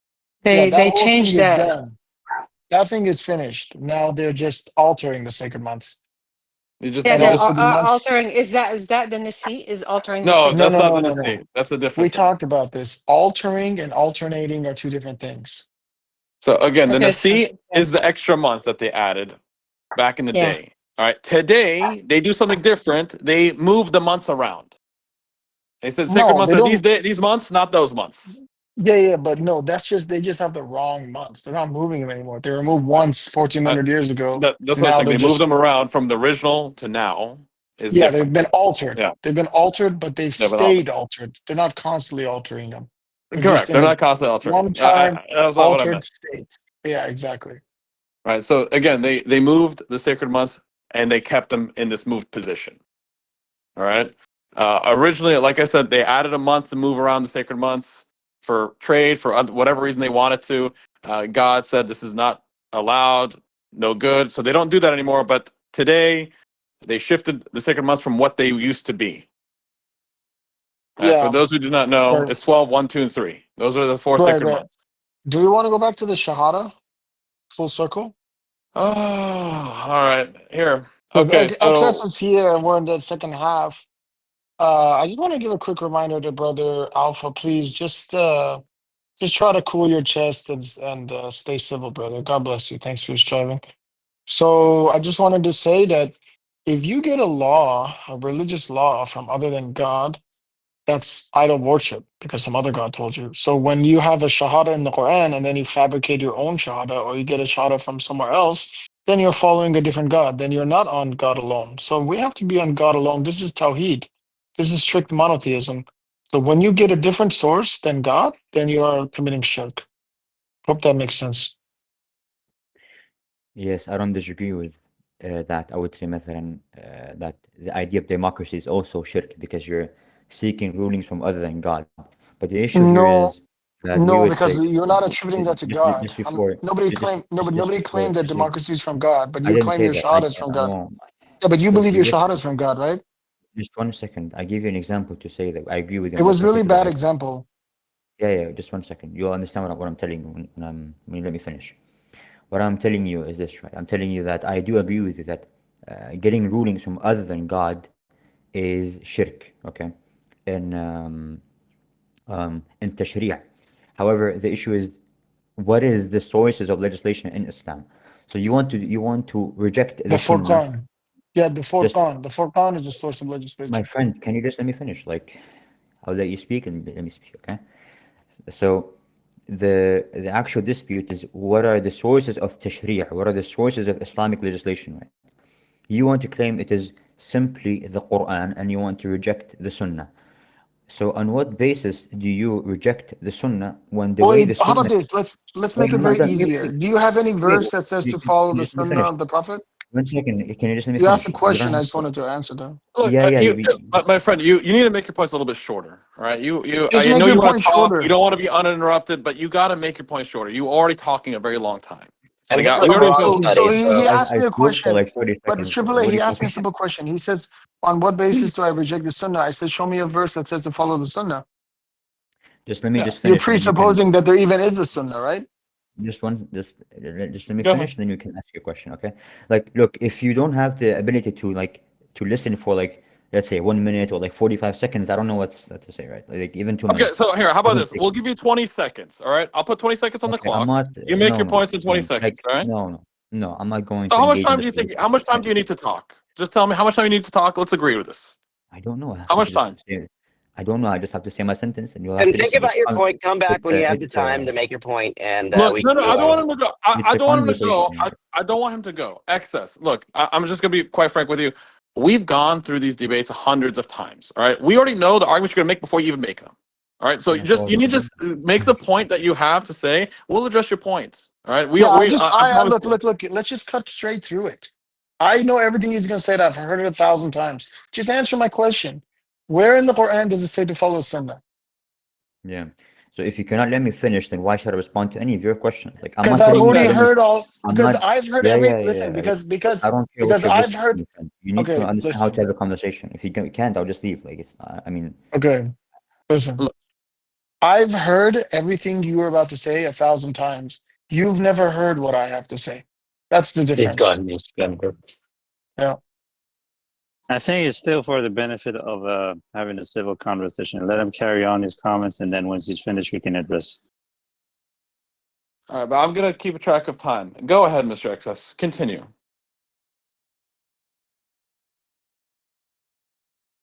Mr. Excess, are You you already there? left. You already left. You already left. Yeah, I mean, like, when these people, and so again, Muhammad did not say, "Hey, here, sit down and listen to the whole Quran before you open your mouth." He doesn't say this. I think the problem is you guys went straight to the jugular, right? You had to like kind of lead him slowly, just No, for the purposes of sucking the juice out of him. he's taking forever to make the point. We're I know, already. brother. I I just know. we know what you're about to ask. You said the first 3 words. We know the next 20. You know. But you gotta let them finish the tango, right? Because But he otherwise, asked the question and then he wanted to keep talking. I was like, look, man, let's get straight to the point. Let's cut to the but the to be chat. fair to him, he did wait through the hour The plus Quran study. Quran study. Yeah, but So the Quran he study was was. attentive at least. Well, look, may God bless him for his patience for us to finish the pre-scheduled Quran study, right? But the You discussion need to that we're about to invite have. him back and listen to him, Mama. It's just say I have to invite him. You have to be civil also because he's been there listening to the whole Quranic study. So at least let's just hear what he has to say. Then you guys have to. Then you attack him with all your answers. Look, Just give him a again, chance. he just doesn't want to cut his explanations and questions short, No, right? yeah, I know, but he's But to gonna be come to fair, an Triple end. A, he asked He's me a gonna come question, to but an he didn't end. want to let me answer. I know. He asked 2 questions. He asked 2 different But he questions at didn't 2 different finish. times. He didn't finish. He was still He All right, continuing bring him back, he was Sister Nida. Bring he him was back then. asking repeated questions, and he does not want to wait for us to answer. Well, you I, just have to wait till he stopped talking and then you answer I'm his not gonna questions. let him talk for 10 minutes. I will not. No, not 10 minutes. Of course, you just wait. If he stretches too much, but he wasn't talking too long. So you guys interrupted him while he was talking. You just have. It's probably going to benefit everybody. Just listen to his question. He asked, where does it say to disobey the Sunnah?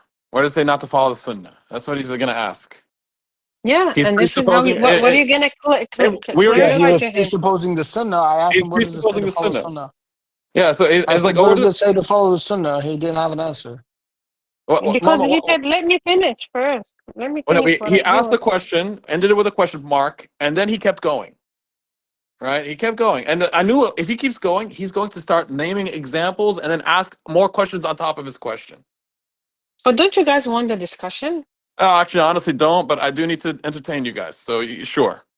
I think you know what it is. I think you know what it is. Some of these points, obviously, they're quite repetitive and kind of pointless.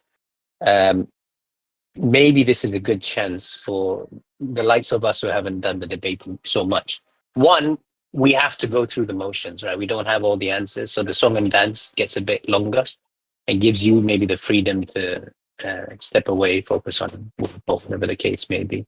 I think this is precisely the instance where it's good for us to practice because, you know, I agree with you. a loss of wind If doesn't really, we don't he lose comes anything per back, se. if he comes back, Naveed and we can't talk. Naveed, you hear that? Yeah. All right. If he Yeah, comes, I'm okay with letting someone else talk. not only someone else will talk, you and I are not allowed to talk. If he goes Okay. and disproves submission to all these guys, it's on these guys. We're gonna stay silent and let them be led astray. All right. That's fine. All right, buckle up. Mute yourself, Islam, Triple A. brother Mute yourself. SS, welcome Mute back. up, Triple A. Mute it. Mute up, Triple A. No, I'm not just meeting. I'm leaving. I'm leaving. I'm leaving. Bro, I'll be back to the Quran study. yeah. All right. God bless you guys. Great. Sorry, he's muted. Go ahead. Can someone unmute him? I'll do it. Go on. I thought we were at halftime of okay, cool. So I was wrong. That's okay. Yeah, bring it Nice. back. We've already done it. Peace for the excess. Go ahead. Okay. So as I was saying, right, we need to have a conversation, not just like debate. When you just debate in the sense you don't really want to hear the other side, you just like turn your heart off. So please pay attention. He rejects the concept of there being any revelation outside of the Quran, meaning the Prophet receiving any information from God from outside of the Quran. Now, I'm gonna have to ask him a question. Then he can also ask me a question back, obviously, right? I'm gonna have to Brother, ask him. both the people you might have engaged with aren't here. So you're asking the question to the group. We're all Okay, here addressing you now. It's just different sets of people, but the same belief system. Okay, no problem. So the question is, on what basis do you reject these reports? Okay, the reports of the Prophet ﷺ, when they come from the exact same men which the Quran came through. Okay, now I'm not referring to here solitary narrations when I'm saying the reports of the Prophet ﷺ. I'm referring to mass transmitted reports, the various or the low number of mass transmitted reports. How do you reject them? When you believe in the Quran, they both came through the exact same men. Anybody else want to Do you take want this? to? Yeah, I can chime in. This claim. So first off, we're not against the fact that the messenger received other revelation. It's specified in the Quran. It's the only book of law that he received was the Quran. That's the only Furqan we have. This argument regarding that they're transmitted by the same people is actually, it's a fallacious argument. 99% of the companions narrated no hadith. That's a fact. The 20% of the entire corpus comes from one guy known as the father of a kitten who admits to being a liar. Okay? There is no written documents of hadith for the first 100 years. There was zero effort to preserve, write down, catalog hadith for the first 100 years. That's why you have millions of hadith that they have to grade to determine which ones are right. We don't have any of these problems with the Quran. And in addition to the fact that there was numerous efforts to write down, preserve, catalog the Quran, and none for the hadith, not only do we have manuscripts of the Quran, but also it's numerically coded. This is the only book of God that we have that we can say is the verbatim speech of God given to mankind. You can't say that for any hadith.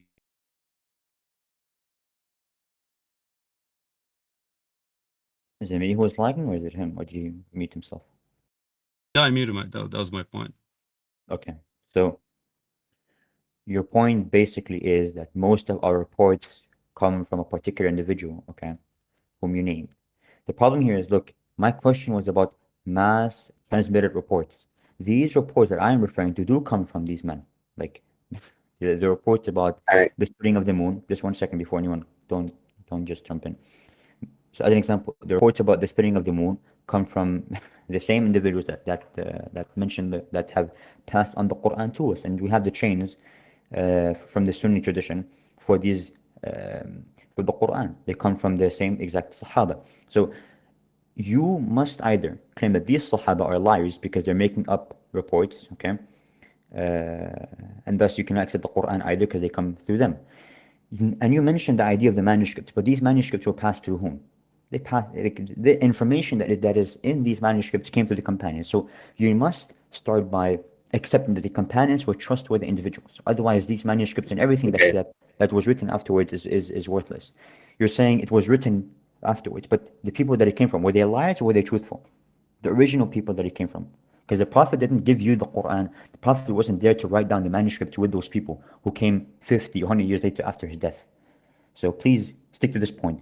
Match those middle reports, not solitary reports that come from one individual and so on and so forth. Yeah, So I'm not, again, you didn't address any of the points I brought up. Why was it that the earliest Khalifas made zero effort to preserve or write down the Hadith? Why did they make deliberate campaigns to burn Hadith? Why did it take 100 years before Zuhri started writing down Hadith? Okay, if you're saying it's coming from the same sources, that's just factually inaccurate. Okay, so you're saying that the reports do not come from the same sources. Yeah, that was the whole point. 99% of the companions narrated no Hadith, zero. Okay, can you prove that claim? We see Umar, we see Abu Bakr. None of them did any effort to preserve, write down the Hadith. We have Can you reports of prove? them burning Hadith. Yeah, but look. So you just made a claim, an example. 99% of the companions did not narrate any hadith. Can you prove that? That's the first claim I wanted to prove. Secondly, one second. Yeah, no problem. Secondly, no, wait, 1 second. No. You asked me. Let's go one by one. 1 minute. No, 1 second. There's another question I want you to answer as well. The second question I want you to answer is, why is it a condition for them to write it down? Why is oral transmission not sufficient? Go ahead and answer that. Yeah. So if you look at the chains, right? This is coming from the. I'll give you the book excerpts. Hadith literature by Muhammad Zubair Siddiqui. Okay. Here it shows basically all the compilers, the narrators of the various hadith.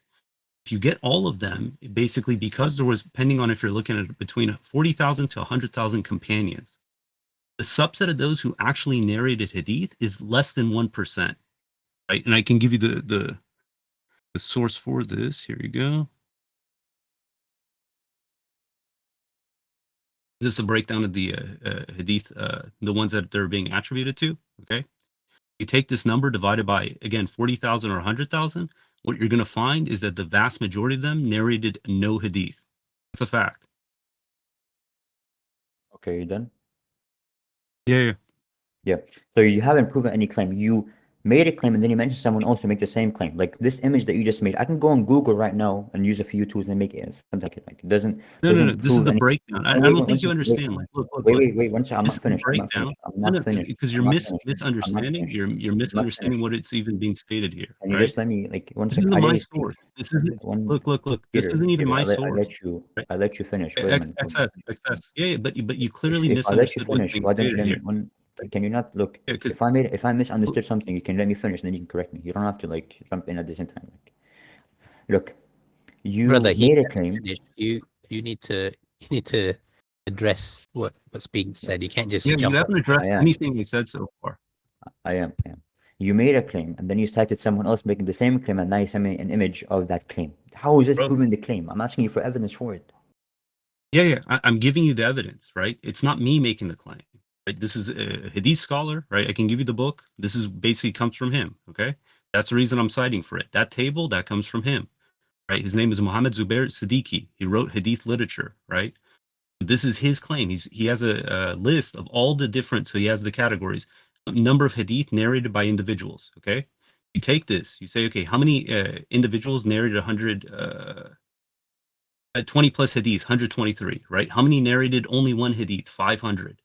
Okay, you get those numbers, you divide it by 100,000 companions that they claim that existed. Okay, that number comes out to 98.95% of people narrated no hadith. It's proof. Okay. I mean, you're asking for proof. That's the proof right there. Right? Are you done? Do you have any account? So let me ask you this: do you have any account of any of the Khalifas making any effort to write down, catalog, and preserve hadith?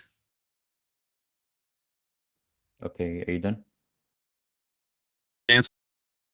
Yeah. So the problem with your argument is you made a claim and then you cited someone else who supposedly is an authority who makes the same claim, but it doesn't provide any evidence for this claim. This is what I'm trying to point out to you. Like you say, it's like I say X, then you ask me prove X, and then I say so and so said X, and then I send you a few images. This does not prove the claim. This is not an evidence for the claim. Okay. Now, as I said before, okay, why is writing it down a condition? Why is oral transmission not sufficient? Like Hold on, hold on. you How about this? again, How you're not about you addressing prove the anything. claim that the earliest companions and caliphs narrated hadith? How about that? No, no. This is the funny First, thing.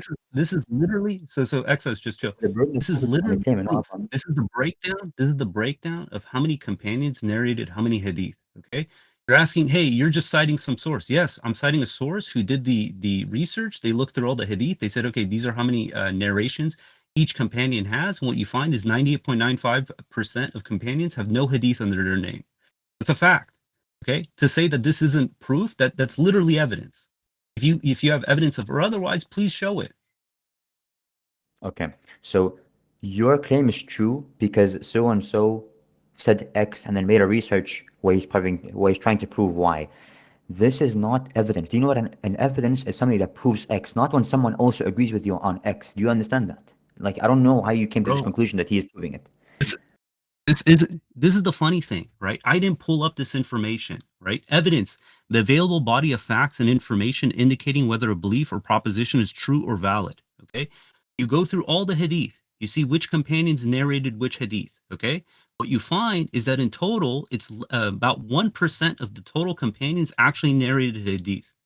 That's fact. Okay. Okay, So if you have evidence otherwise, so your claim, right? 1 minute. So your claim is, if we inspect the hadith, if we expect the sunnah, we'll find that only 1% or less than 1% actually reported a hadith. This is again a claim I'm asking you to prove. I'm not asking you to prove someone else who agrees with you. I'm asking you to go through this process of showing me your claim from the sunnah tradition, right? But the problem is you cannot do that. You can just cite someone else who agrees with you, and then but I can do the exact same thing. That's not my point. But do you have so let me ask you this. Do you have an actual evidence or that no, the majority of them were narrating hadith? Can you show me the numbers? Because I just presented mine. Look, I do not have any numbers on the issue because I've never seen. Just one second. I'm not done. You asked me. You asked me a question. Hold on a second. Whether or not I have numbers or not is irrelevant. You are the claimant. You have to prove your claim. You cannot say X is true because so and so agrees with me. This is not evidence for anything. I can give you like multiple Sunni scholars who agree with me on things which you may not agree on. Okay, and then I can call this evidence. Like this is not evidence. Now let's go back to what I said before. Why is writing it down? No. We're not there yet, right? So I'm going to address this point again because it's not clear to you. Okay? They did the analysis. They said, look, let's look at all the narrations we have. Let's see how many companions, unique companions, did narrations. They bucketed all of them. They said, look, about 500 companions narrated only one hadith. 132 companions narrated two hadith. Okay, such and such. In total, right, what it shows is 98.95% of the companions narrated no hadith. This did the analysis. This isn't coming from, my source. This is a source that basically did the analysis. They said, hey, this is what the findings are. And they happen to be Sunni too. Like, again, you're saying so-and-so did a research and then he came to that conclusion. But this is not proving the conclusion of so-and-so. Like, this is not evidence for his claim. You're saying he made a research, but I'm asking you, this research that he made, why should I believe in it? Like, I can open a book myself. I can write a book, make a research, but that doesn't prove it. That doesn't mean it's true. Many people write books with conclusions, with a research. Do you have evidence? So where do you see that's wrong with this analysis? Okay, because he says, look, 123 individuals narrated 20 or more hadith. Okay, only 500 unique names, companions narrated one hadith. Do you have a problem with these numbers? Do you have evidence to Look, show otherwise? I have a problem with you believing in a claim, but you haven't inspected the evidence for this claim. You simply accepted it because so and so is a Sunni, and he made a book where he says where he says something that there's an agreement with your claim, right? Or what sits right with you. This is my issue. Like, it's not with whether or not the claim is true or not in reality.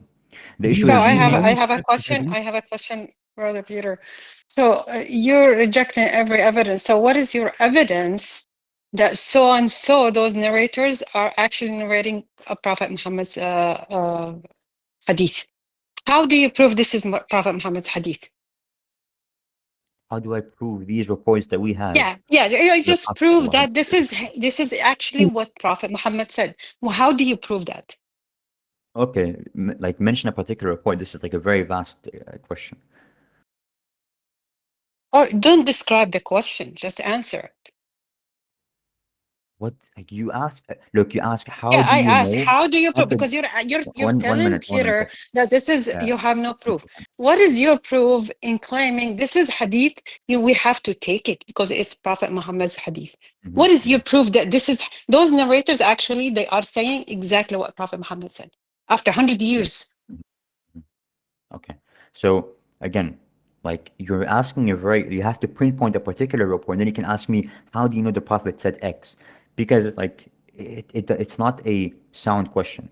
Like, I could say to you now that there's a report where the Prophet ﷺ, he says, "Man kadhaba alayya muta'ammidan falyatabawwa maq'adahu min an-nar." Okay? That In this doesn't report, prevent in their this report, lies. 1 minute, That 1 doesn't minute. prevent their Yeah, lies.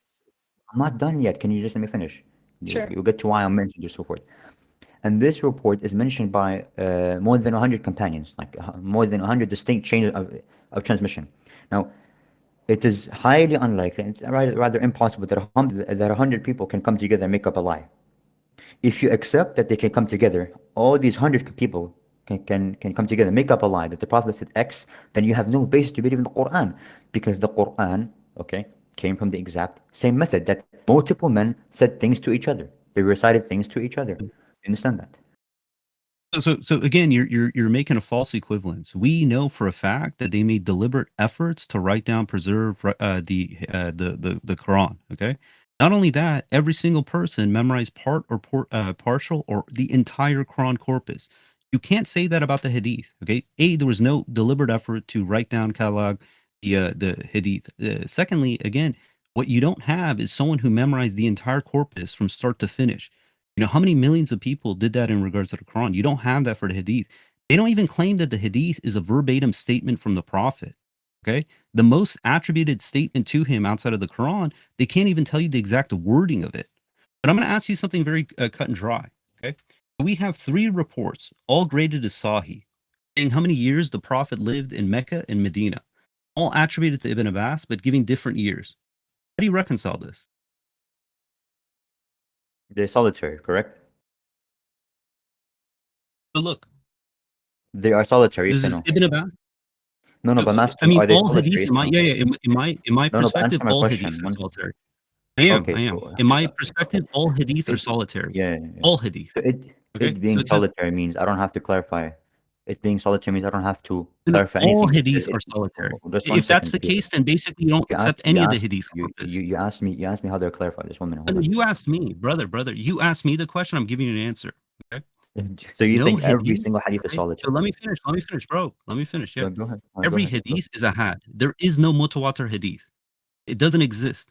The only thing that they can do is brand or reformulate what they mean by mutawatir to try to put a hadith in that corpus.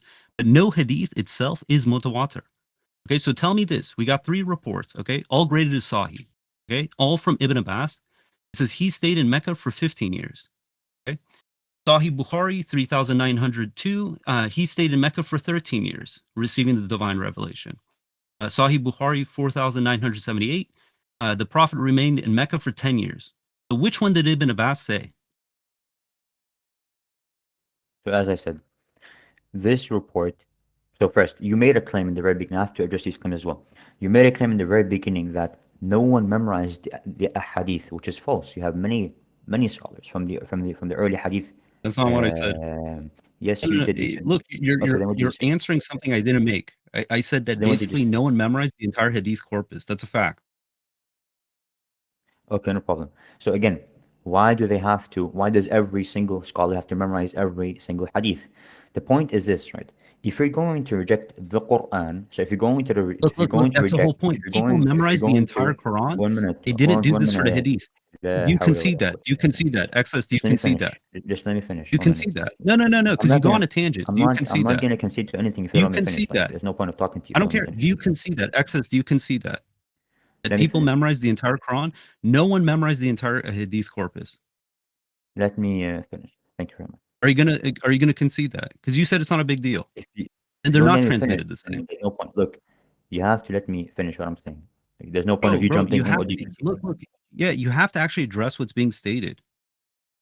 I am addressing it. I'm starting by your claims, right? So just a minute. Hold on. Yeah. The claim is you conceded. So you conceded that let me basically the Quran and let the me Hadith are not transmitted the same. Let me finish. Let me finish. So I am telling you the Quran comes through the same method, which is oral transmission. This is what I'm telling you. The Quran It's also comes written. through. I'm not done yet. Wait a minute. Yeah, it's also written. Let me finish. You don't have to jump in every single time. You have to make look. You have to substantiate your claims. You're asking me to do it. I'm asking you to do it. Okay. You know that there's what you're saying is factually inaccurate. Okay. Not only did they memorize the Quran, they also wrote it down. They did not do this for the Hadith corpus. Let me Okay. finish. What you have is fragment narratives attributed back to the Prophet, collected hundreds of years You have after all the these death. beliefs you have. Just let me finish what I'm saying. Like, why do you have to jump in every single other every single second I say something that goes against you? Just wait a minute, okay? It's not that hard. So, as I'm saying, the issue is the Quran, okay, which is mass transmitted, comes through these exact same men and the same method. The Quran being written down happened later on, not in the life of the Prophet ﷺ. Okay, do you have any evidence where the No, it Prophet did.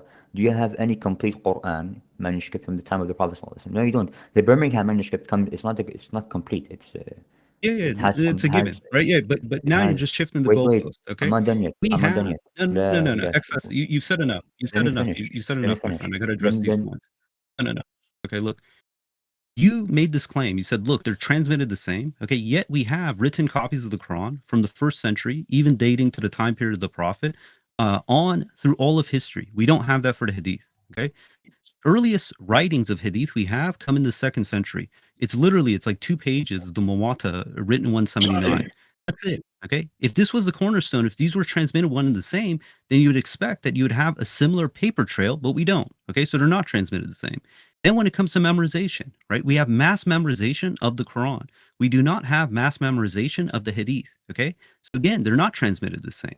And then, yeah, every report ends up becoming basically a had, where you have these fragmented one-off individuals who know it, and it's not mass transmitted. That's a fact. But yet you don't address any of these points.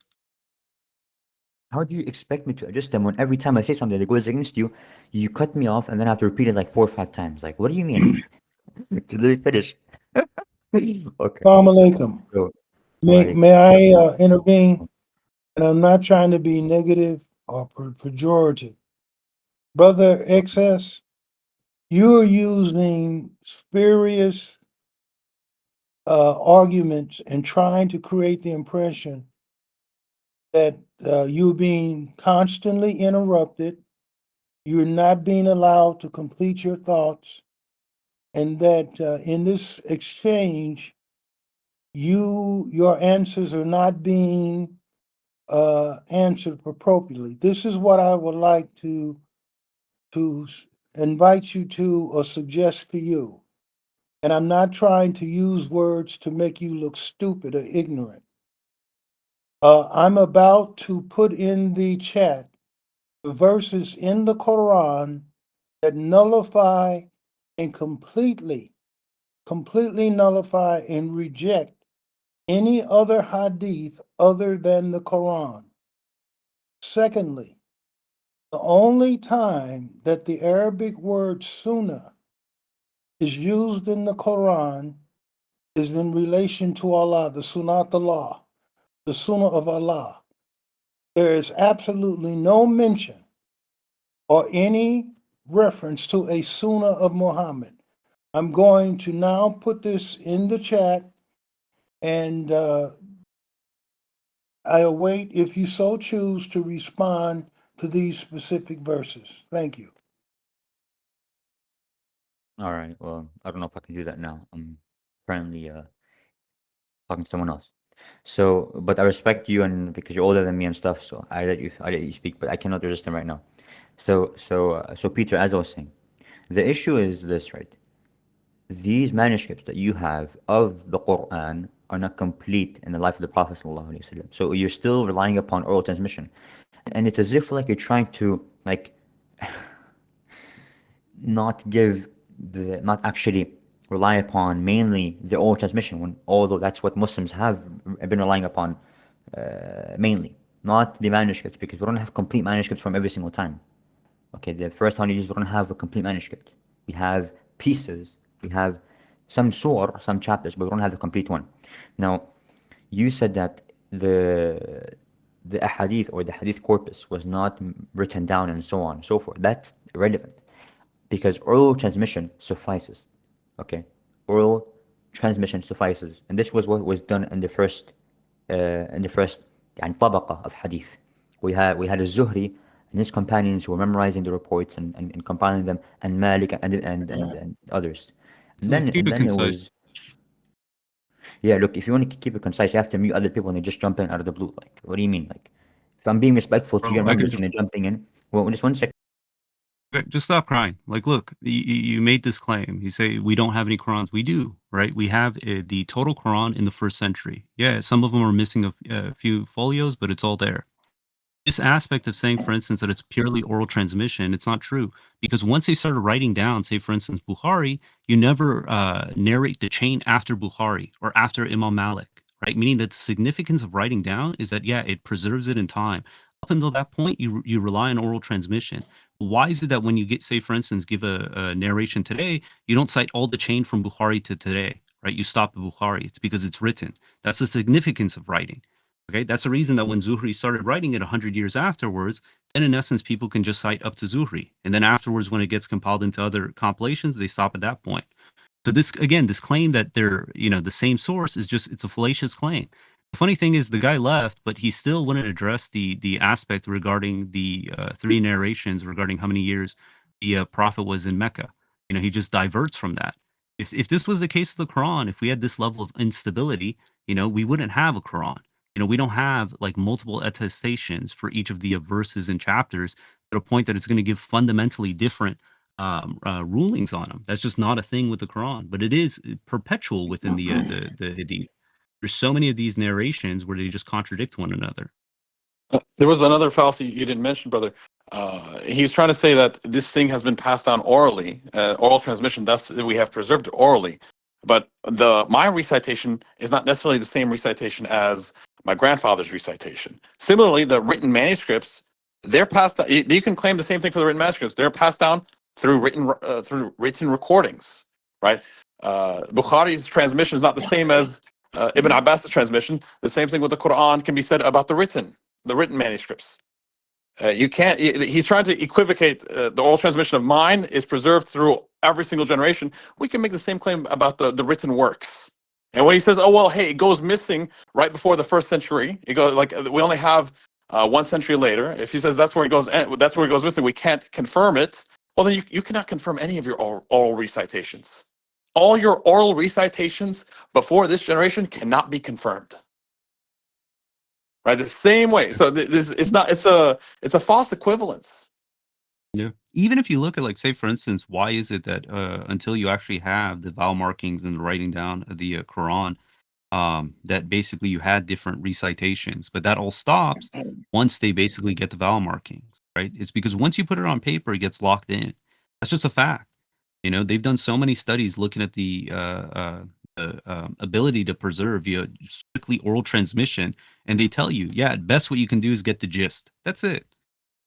That's the reason that they say themselves. They say none of the hadith is a verbatim statement, because if it was, then the hadith al-Qudsi, right, the ones that are being attributed as the speech of God, should be okay to say during your salat, right? But the fact is, they know that that's not the case, right? Because these aren't considered to be verbatim statements. Even the most simple, the most mass transmitted single statement of the Prophet outside of the Quran that's being attributed to him is one sentence, and they can't tell you what the actual verbiage is. You know, what's funny in the Quran, God makes a point about his teaching things by writing. You know, and I don't really see him emphasizing the oral aspect. Oh, I'm going to teach you by reciting or by saying it out loud, and you guys should do the same. Right? He makes a point. What about Teaches writing by the financial pen. transactions? Even writing Where else? financial transactions. Why don't you just do it orally? Yeah, and you know what's funny? Writing final transaction and then say, oh, you have to even then have two witnesses, which they don't have for any of for every chain in each hadith. They don't have two witnesses. And that's what's so funny. Even about their hadith, it does not even satisfy the minimum requirement of two witnesses, let alone it being written down. Yeah. Right? But it's according to them, purely oral is good enough. Sorry, so can I clarify like his line of inquiry or the point that he was trying to make? Is he trying to say that the same baton that is passed by the Sahaba from the Quran to where we have it now, the same node, are the same people that are giving us the hadith, despite the fact that the hadith were compiled, hundreds of years later, and even the canonization, the versions that we have were, 400 years later. But technically, they're not the same people in the same point in time. Is that not the case? I'm trying to understand his argument, basically. It's essentially shifting Quran from being written to being oral, and then shifting hadith from being oral to being written. Right? He's trying to strengthen the hadith position and weaken the Quran's position. Right? This is how he makes it happen. Go ahead, brother. No, I'm just saying it's really sad. They do this time and time again. They'll throw the Prophet under the bus. They'll throw God's book under the bus. They'll do all this stuff in order to preserve their tradition, right? So they'll basically talk down the Quran. They'll talk down the Prophet's character. All these things just so they can maintain their tradition, right? It shows their allegiance is not to God. It's not to the Prophet. It's to their tradition. So if they invert this storyline, then doesn't that mean the hadith that talks about how Hafsa had a whole collection will be nullified because that was written down? Exactly. You'll be surprised. Most of these people, they're not aware of all these problems. So they're not aware of all these contradicting hadiths. That if they adopt a specific understanding of the Islamic narrative, essentially 15 hadiths pop out of nowhere, showcasing contradictions and issues with their understanding. Like they don't have all this. They don't take this all into account. Right. As we bring them the arguments, they have to go look up these things and learn it for the first time, and then formulate a counter on the spot. Right. But they try to say, hey, don't you trust the same people that gave you the Quran? They're the same people that gave you the hadiths. This is the age-old claim. When it's not. That's not even close to being true. Right. Why did the chains end with the hadith compilers? Why did they not continue to narrate past Bukhari or past Muslim or past Abu Dawud? It's because they had finally been written down. There's no need to continue the chain.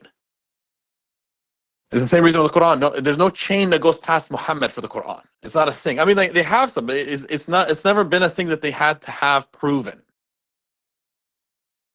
Right? It's just the Quran was the Quran. Everyone knew what it was.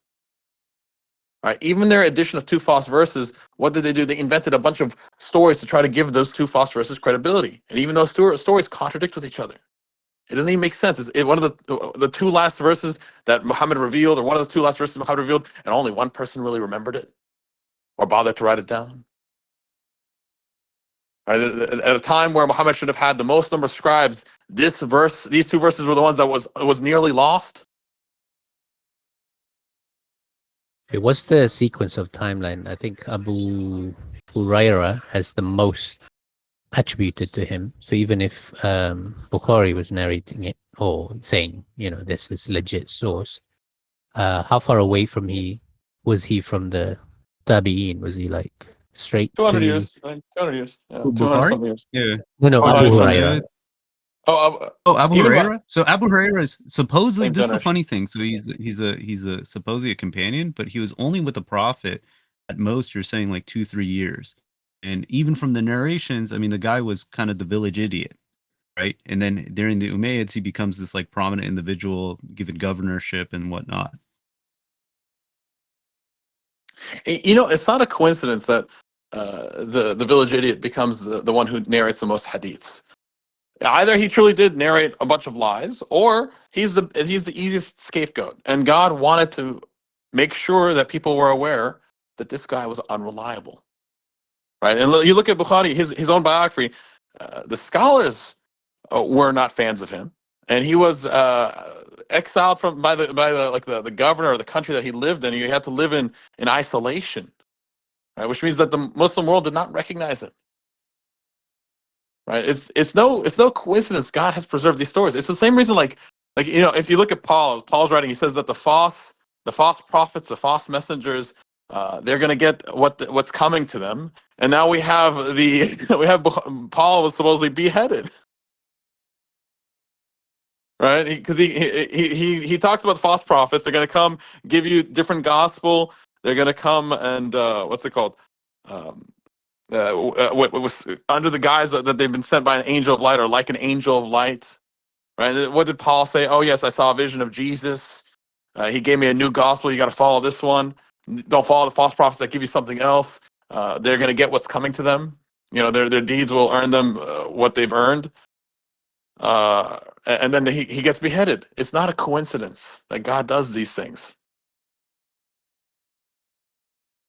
Right, he has made the supposed authorities of the major religions a joke.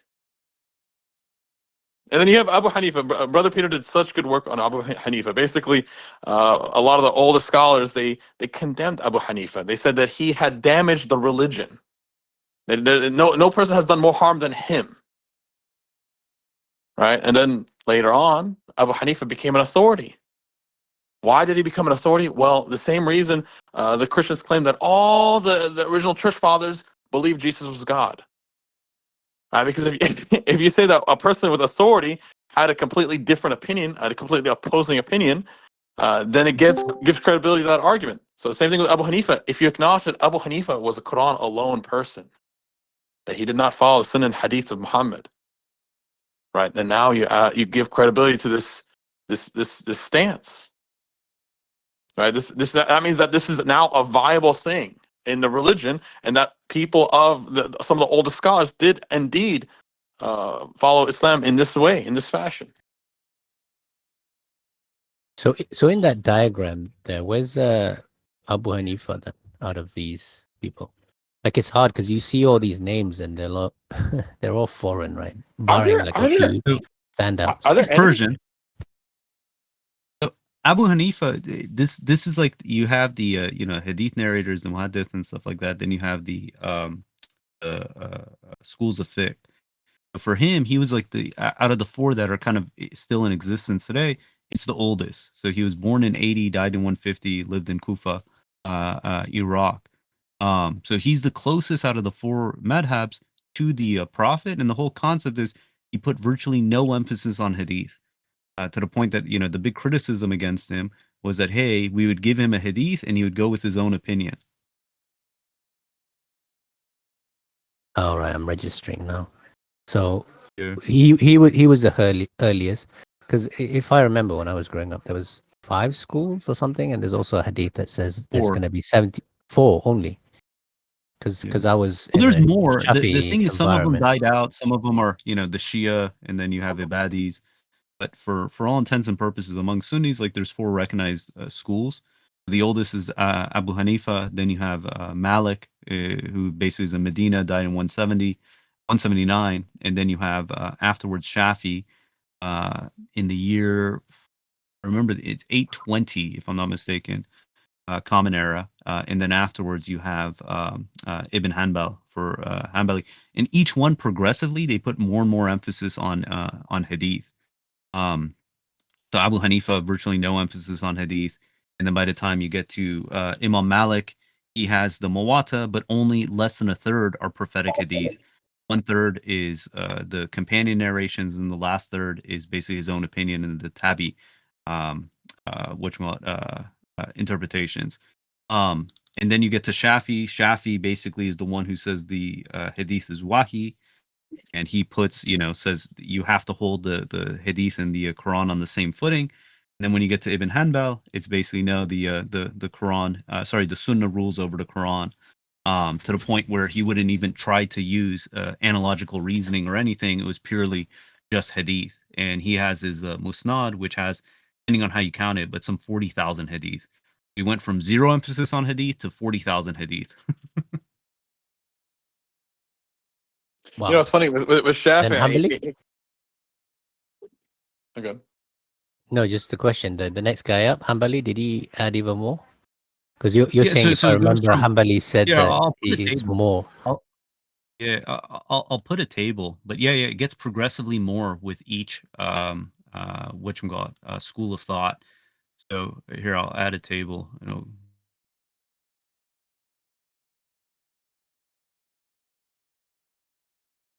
Here we go. Okay.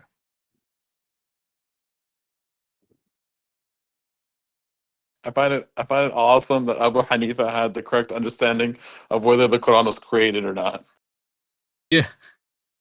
So if you look, so Abu Hanifa is the oldest. There's like one book. It's most likely not him, but it doesn't seem like it's actually trying to portray what his actual rulings were. And he cites 2 hadith. He cites 100 verses of the Quran, 70 directly, 30 indirectly. But he cites 2 hadith, and it's not even for ruling. One is to say how terrible hell is, and the other one is like God's mercy, right? Then you get to Malik. Malik wrote the Muwatta. Of it, 527 are prophetic hadith. If you look at Musnad of Shafi, he has about 2,000 hadith. Then you get to Ibn Hanbal, again, depending on how you count it, somewhere between 27,000 to 40,000 hadith that he has in his Musnad. So you see this progression where each group puts more and more emphasis on hadith.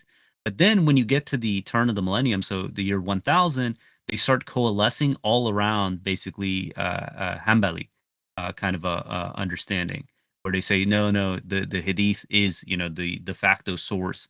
And that process took about like 300 years before the Hanafis accepted it. That we're going to go to the Sita. Anything that's authenticated, that becomes part of their corpus. It's interesting. Shafi'i, he made the argument about the whole the disbelievers, those who follow who rule by other than the gods of revelations, are disbelievers, unjust, and wicked. Shafi'i is the one who mentioned that argument, right? That's why he ruled. He's the one who said, he's the first one to claim that the hikmah is in reference to the hadith, right? That the hadith was wahi. So prior to him, you don't have anyone making these claims. Then when you get to Shafi, he starts saying that no, the hikmah is in reference to the hadith, and that it's wahi. Therefore, you can use it as a source of religious ruling. Because prior to that, that was the big thing. It's like, look, this, you could do it for like legal reasons, right? Sure, use hadith like as a case law, but not for religious law. That was a big distinction, right? When they started using hadith for religious law, saying, hey, the hadith says X and the Quran says Y. Okay, we're going to go with the hadith as the proper interpretation of the Quran. It's so funny. That could have been his opportunity to be purified, and instead it increased him in wickedness. Yeah. He saw these verses and went the other way. It's just funny. It's like you see, again, these timelines between, say, Christianity, seeing how it just kind of goes off the rails, and then with traditional Islam, they follow very similar timelines. It's fascinating, right? Because if you go like the earliest, Christians, hey, Jesus was just a human prophet, and then it slowly morphs into his divinity to the point that, when you get to 325, they say, no, Jesus and God are equal, okay? And then you get to 381, where they say, okay, it's this Trinity. Oh, you have God, Jesus, and the Holy Spirit. They're, co-equal, co-substantial, co-eternal. And you see the same thing. It's like, okay, hey, but now replace Jesus with the Quran and Hadith. So they say, okay, the Quran, it basically rules over everything. There is no Hadith. just like Jesus was not divine. And it's like, okay, the Quran and the Hadith are on the same footing. Okay, Jesus and God are on the same footing.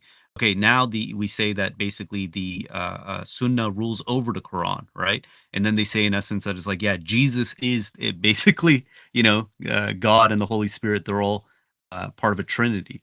And the timelines even kind of correspond. You're talking about it took hundreds of years to come to that formulation. Same thing with Sunni Orthodoxy, and same thing with Christian Trinitarianism.